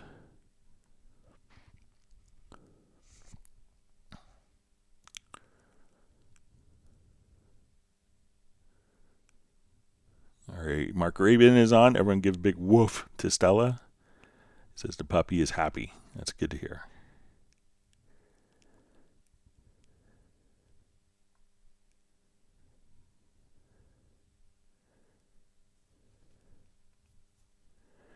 All right, so we see from Bratman Studio, says, hi, playing with the Core 8 patch Edgebreaker. How do I sync my Cubase 15 Pro clock? It has a cool pattern to sync. All right, let's take a look at it.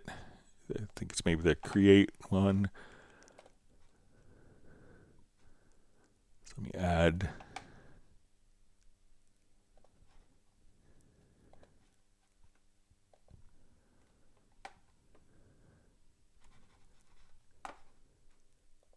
Or Carrier 8 rather, so.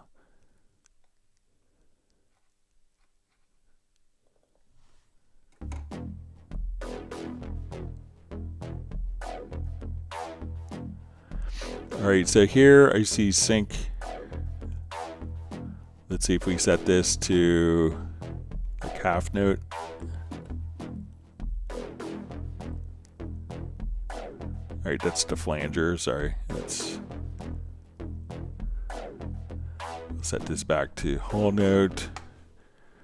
All right, so let's look at the ARP page. All right, so now if I choose to sync, so just on the ARP page, just go to sync.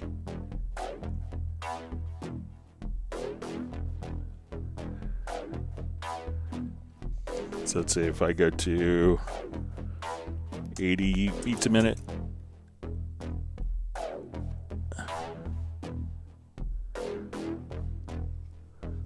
So let's see if we turn sync on here. And I adjust my, so let's go from 100 to 160. So now that sync is turned on, that will automatically sync to the project tempo. So let's go to 60 beats a minute.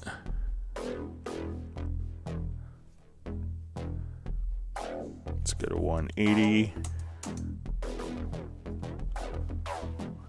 So make sure that sync is turned on there in the ARP. Then you should be all set, Rick. It's a cool patch.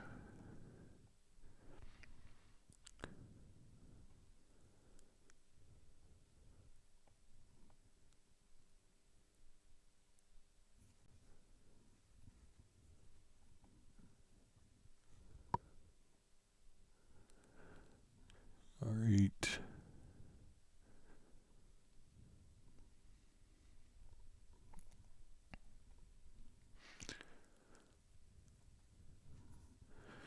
All right, so we see from DaVinci Girl says how to upgrade internal storage with a Mac laptop. So, you know, at some point you were, and maybe the laptops from 2015, I can't remember if they were user serviceable for laptop, you know, for updating memory. And I'm not sure, you know, if they were utilizing, you know, if they were utilizing kind of replaceable hard drives or not.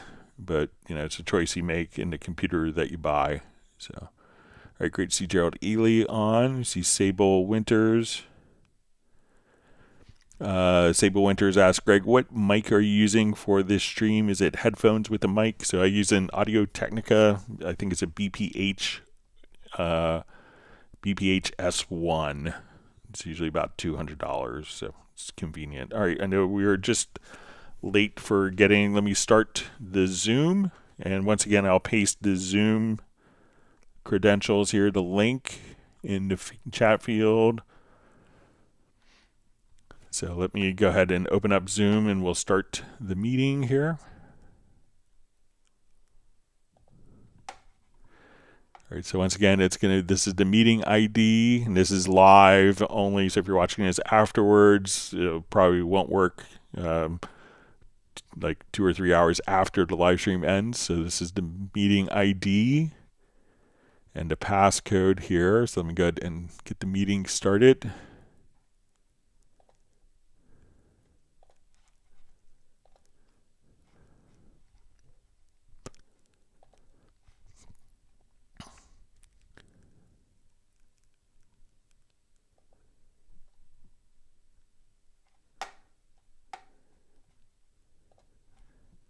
You see Tim K, Uno Momento, Jonathan, Randy Lee, Brian Sawyer, John Barry. You see Daniela. Hey, I'll call this one. Find out about that wheelchair, okay? All right, later. Yay, Uno Momento, Jonathan, Randy Lee, Brian Sawyer, John Barry. See Daniela. Hey, I'll call this one. I think Jonathan, maybe we're hearing the live stream back on the Zoom. Yay, Uno Momento, Jonathan, Randy Lee, Brian Sawyer. Howdy. See Daniela. I don't see everything. There we Yeah, go. I'm trying to get mine set up too. It's kind of wigged out. I still don't have everybody. Oh. There we go. Why am I upside down? It's a good question. I'm getting dizzy. All right, so we have Soren joining.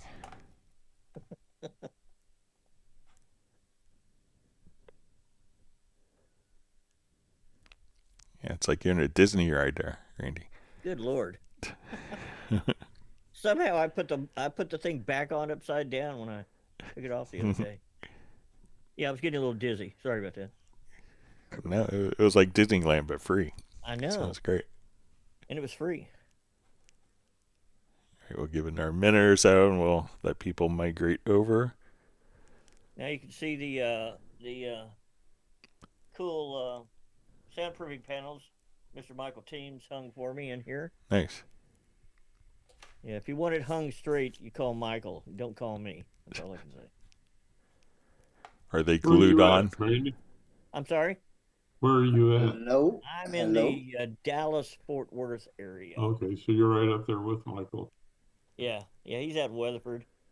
Next time I come up, I'll have to check it out. Man, come on down. Where are you at? Yuma? Oh, okay. Hello, my wife is still at work. She comes home in 2-3 hours, I guess. Okay. But as usual, she don't speak English, and as usual, I'm be there to ask or some questions she have at the moment. All right.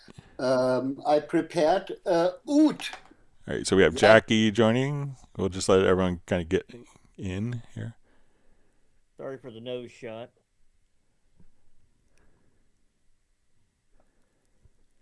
Oh, that's cool. What is that thing? That's the oud she's talking about. It's we bought it. She asked the same instrument, but with a different tuning. It's available in Romania as a traditional instrument. And this oud comes from Egypt. And maybe it's interesting because a German was going for travel to Egypt, and then he bought something traditional. And it